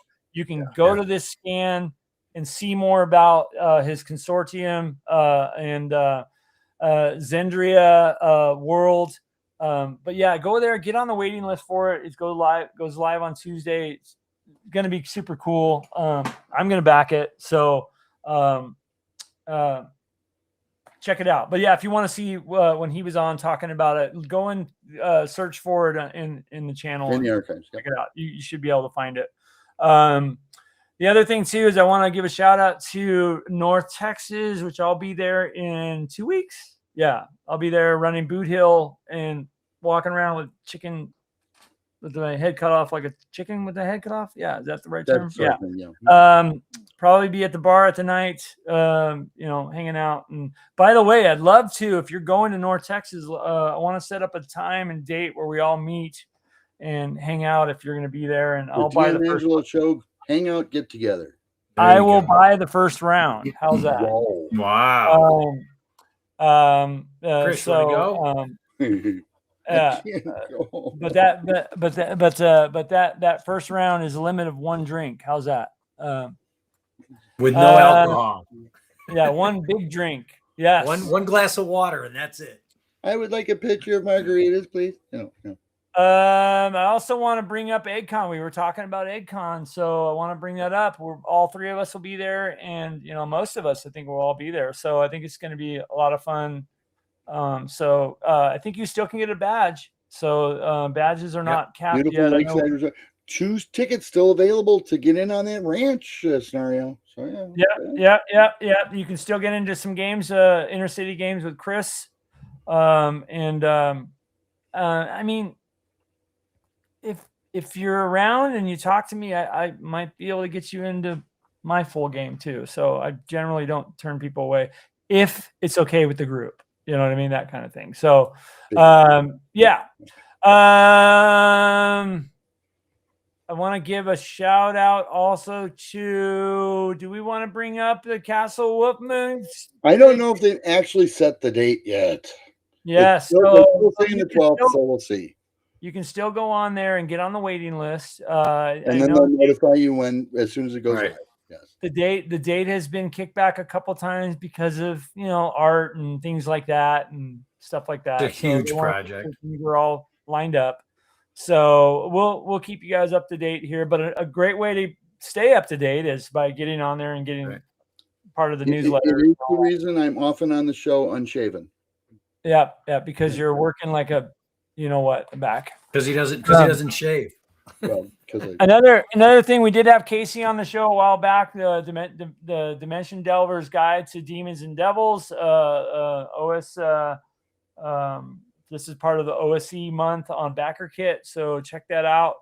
Definitely want to. You guys want to check this out. It's got some really cool stuff in it. If you're into demons and devils and all that stuff, scenarios in there, all kinds of stuff. So, I do love me some heaven versus hell. Yep. Yeah, and so I guess that's the kind of the shout outs I wanted to do there. Let me see. Dreg says, I quit smoking 17 years ago, and it was the hardest and best thing I ever did. Oh, Dreg, I know. I'd be a fabulously wealthy friend of yours in Wisconsin if I had quit 17 years ago. Yeah, jeez. And Dreg does say, Agile Monk, I say the best of you, the kickoff of your Kickstarter. Like to see you around. See it, but I'll still say now. All right, Dreg. Thanks, Dreg, for all your great comments. Great chat tonight. Great chat. Yeah, you guys. Thanks everybody for the chats, the super chat, the membership, the friendship, Make sure they you plug it. You got to like, comment. Oh yeah, share. You guys do me a favor, everybody. Hit like right now if you haven't on the video, and we do have I do have a couple more videos coming out one tomorrow, and to members it'll be live in a couple hours. I try to do it 24 hours ahead of time. It's tough, but so anyways, that's coming out, and that's part 8 of the Dungeon Master class. I have another video coming out, which will be part 9 this weekend. I'm trying to get out the weird gear next episode, which is I'm talking about oil flasks of oil. That's a weird gear that we used to have. And then Monday is a very big starting of a new collab series with Tenkar's Tavern. Me and him have been brainstorming on a very cool ARC series that we're doing. I don't want to give away anything, but it's going to be pretty awesome. So that'll be coming out Monday. So, right. And I'm sure I'll talk to DM Greg on the phone tomorrow, and I'm sure I will video chat with Chris Clark on Facebook tomorrow. I do want to find out, when are you going to do the video on how to punish the clerics in your campaign? We did it tonight. We came up with ideas. Ian White, thank you, dude. Appreciate it. He says, great show and love your content. Thanks, dude. Thanks, Ian. I appreciate you saying that. It means a lot to me. Roy Loveday says, woot woot, already did. And hit that like button, guys. For some reason, YouTube loves it when you hit the like button. So I don't know. Anytime you see a video, hit the like button. It helps. It really, really does. Chris, any parting words? Never upset the GM. So just don't use the summon bead more than twice. That's good advice. There you go. Yeah. We love Clerics. I think they're a great addition. Yep. So yeah, it's good shit. Thanks for coming on, Chris. Even when he gets drained, I have a blast. So don't worry. Yeah. We didn't even talk about turning undead. We didn't get to it. Yeah, we'll do it on another show. I'm already turning vamps, for God's sakes. What's that? I'm already turning vampires. Are you really? You're cleric. Yeah. Well, wait till you get level drained next. There you go. I can wait a long time for that one. I really can. Long time. So next Thursday, we're going to be here with the gaming group, and we're all going to kind of, what's the right word? Deconstruct what happened. Yeah. Debrief. The previous month sessions. And a lot happened. A lot of energy drain, which was really unfortunate. It didn't have to happen. It was really, So we'll talk about that. We'll be talking about some successful missions, and kind of fun. And we'll talk about the 100th episode. So there you go. Yeah, those of you guys that want to follow on the blog, it is blog.hommlet-dark. We may also please do. We may also discuss burning the slave hold to the ground, to its foundations. Yeah. Joseph Purdy says never memorize Cure Light Wounds. Okay. Never memorize it. Yeah, Chris takes a pretty big arsenal of Cure Light Wounds and Cure Serious, and they go through them all. They do. That's right. Yeah. Invariably. I will say and it's tough because we're online, and if we were all, there needs to be a little bit more collaborative kind of tactical play in times, instead of rushing in like the monk did and gets level drained 4 times. Well, so I keep trying to push Ryan forward as the ranger because he's pretty level-headed most of the time, and always wants a plan. He always wants a plan.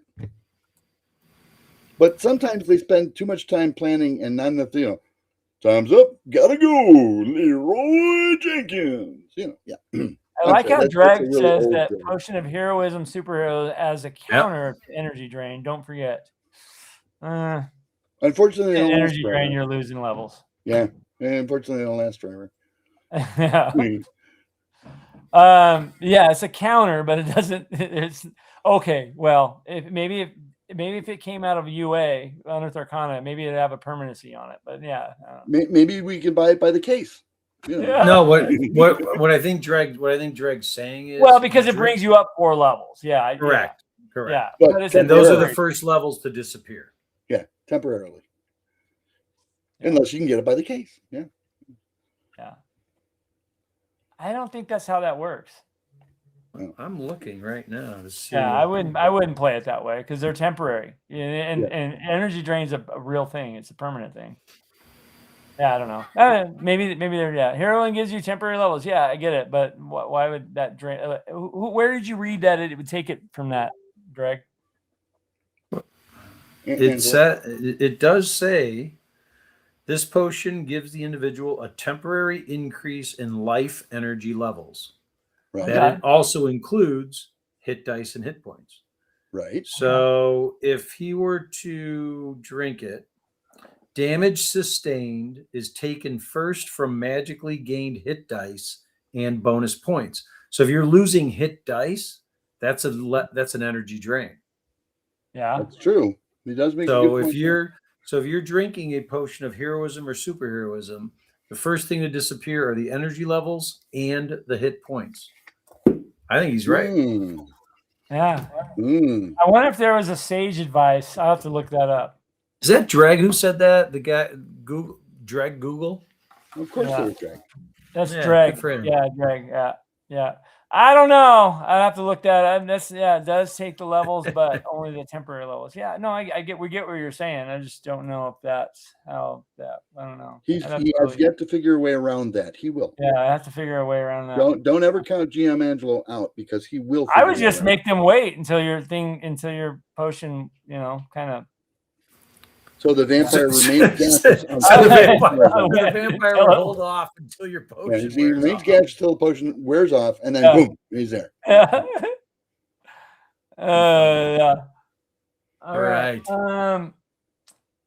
Who's that in the background? What the DoorDash. heck was that? Yeah. All right, Greg, what do you got going on? Tell me, and we'll get out of here. I'm going to say good show. Thank you for inviting me. And everyone roll up Clerics and play them. Play them hard and play them fast. Yeah. Good yakking with you again, Greg. Yeah, my pleasure. Always. I gotta send you, Chris. I've got it in PDF. I'll send you over a copy of the new module. Take a look at please. it. Yeah. And then Agile, I'll follow up with you as well regarding the shirt. And can I do this? Of course you can. Well, I was going to say, can you show pictures of any? I did want to ask Greg more about the module Deknavda that you had advertised in your shirt. The Lands of Deknavda. You had it on a shirt. It's a Deknavda. This shirt? Yeah. This shirt? What? Stand up once. That's Am I backwards? No. Oh no! Now it's advanced. I'm sorry. Before I thought it said Deknavda. Oh, it did. And then you turned me around. You turned me right round, baby, right round. So I'm gonna give a preview to who's ever still paying attention and on.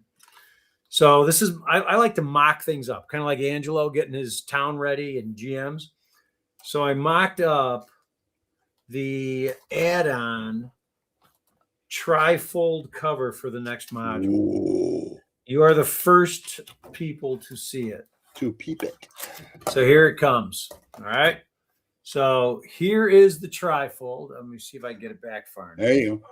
3 folds. This is what I'm thinking. It could still be changed. Nothing's done yet. These will be blue maps. For some reason, my blue ink doesn't print. It prints pink. I don't get it. But these are the 2 outside maps. So you're looking at it as a GM would see it. In the middle are all the portraits with names of all the PCs. So the GM knows. It's a reminder. It's a quick reminder. And then this is the outside, what the players will see. So the players will see this. So this is the this is the cover. This is the back cover. And the center is the artwork of the witch. Oh, no. There's a witch in the dungeon. And that piece of art there, the artist is willing to sell the original artwork on the Kickstarter. What is the witch's saving throw versus mind control spells? Since against command, you mean? Because you want her to strip? Yeah, that's what I'm thinking. Yeah. and then here's the module. Cool. And it's 40 pages, cover to cover. Nice. So it's beefier than the last one. And let me show you something really cool. Check this out. All right. Remember I had the skulls in the first one, Angelo, and you liked the skull pile? Yeah. Check out this skull pile. Look at that. And that is stock line art you can pick up off of Drive-Thru-RPG. Still not AI. It's all hand drawn, but it's stock. You can get it for like $1. I had to get a filler. Is that the coolest? Is that the Forge? No, the Forge. Yeah, the Forge. No There's Forge. nothing called the Forge. They do a bunch of good line art, but anyway. Yes. So this is my next baby. Yeah. I'm gonna give birth to it. Wow. And then be slightly postpartum depressed for a while. It happens. Yep. And then there is a. Whoa! Don't show that. People are gonna pause, man. I took a screenshot. The whole thing. Pause nothing. I took a screenshot. That's the side adventure, which is going to be an optional thing, dude. I'm so stoked. This is so cool. Very cool, Greg. Thanks. I appreciate it. I really do. Telling you, you're hooked now, man. I know. Uh-oh. I know. Good stuff. Good Believe stuff. me. Good stuff. Thanks. All right, Appreciate your well, community. Well, you guys. Thank- Yeah, no, I appreciate you, dude. Appreciate both of you guys. Appreciate all you guys, man. It's really been fun. So we'll be back Saturday night. I think that yeah, this was a lot of fun, and I appreciate everybody being on here. Thank you guys so much. Yeah, Angelo, you were hilarious. Would be a blast. I'll be around the con circuit again in about 4 to 5 years. Got young kids. Yeah, dude. We'll do some cons together, Dreg. And sure. Drag, I do run Fuzzy Hero stuff. So once they're 7, bring them along, baby. There Yeah. you go. We'll get them Fuzzy gaming. Heroes. Yeah. get 'em All gaming. right, you guys. Well, we're gonna head out. This has been a lot of fun. Everybody, take care of yourself. Keep gaming. See you guys on the next one, and bye-bye. Peace. Have a great night. Take care, guys. Bye-bye.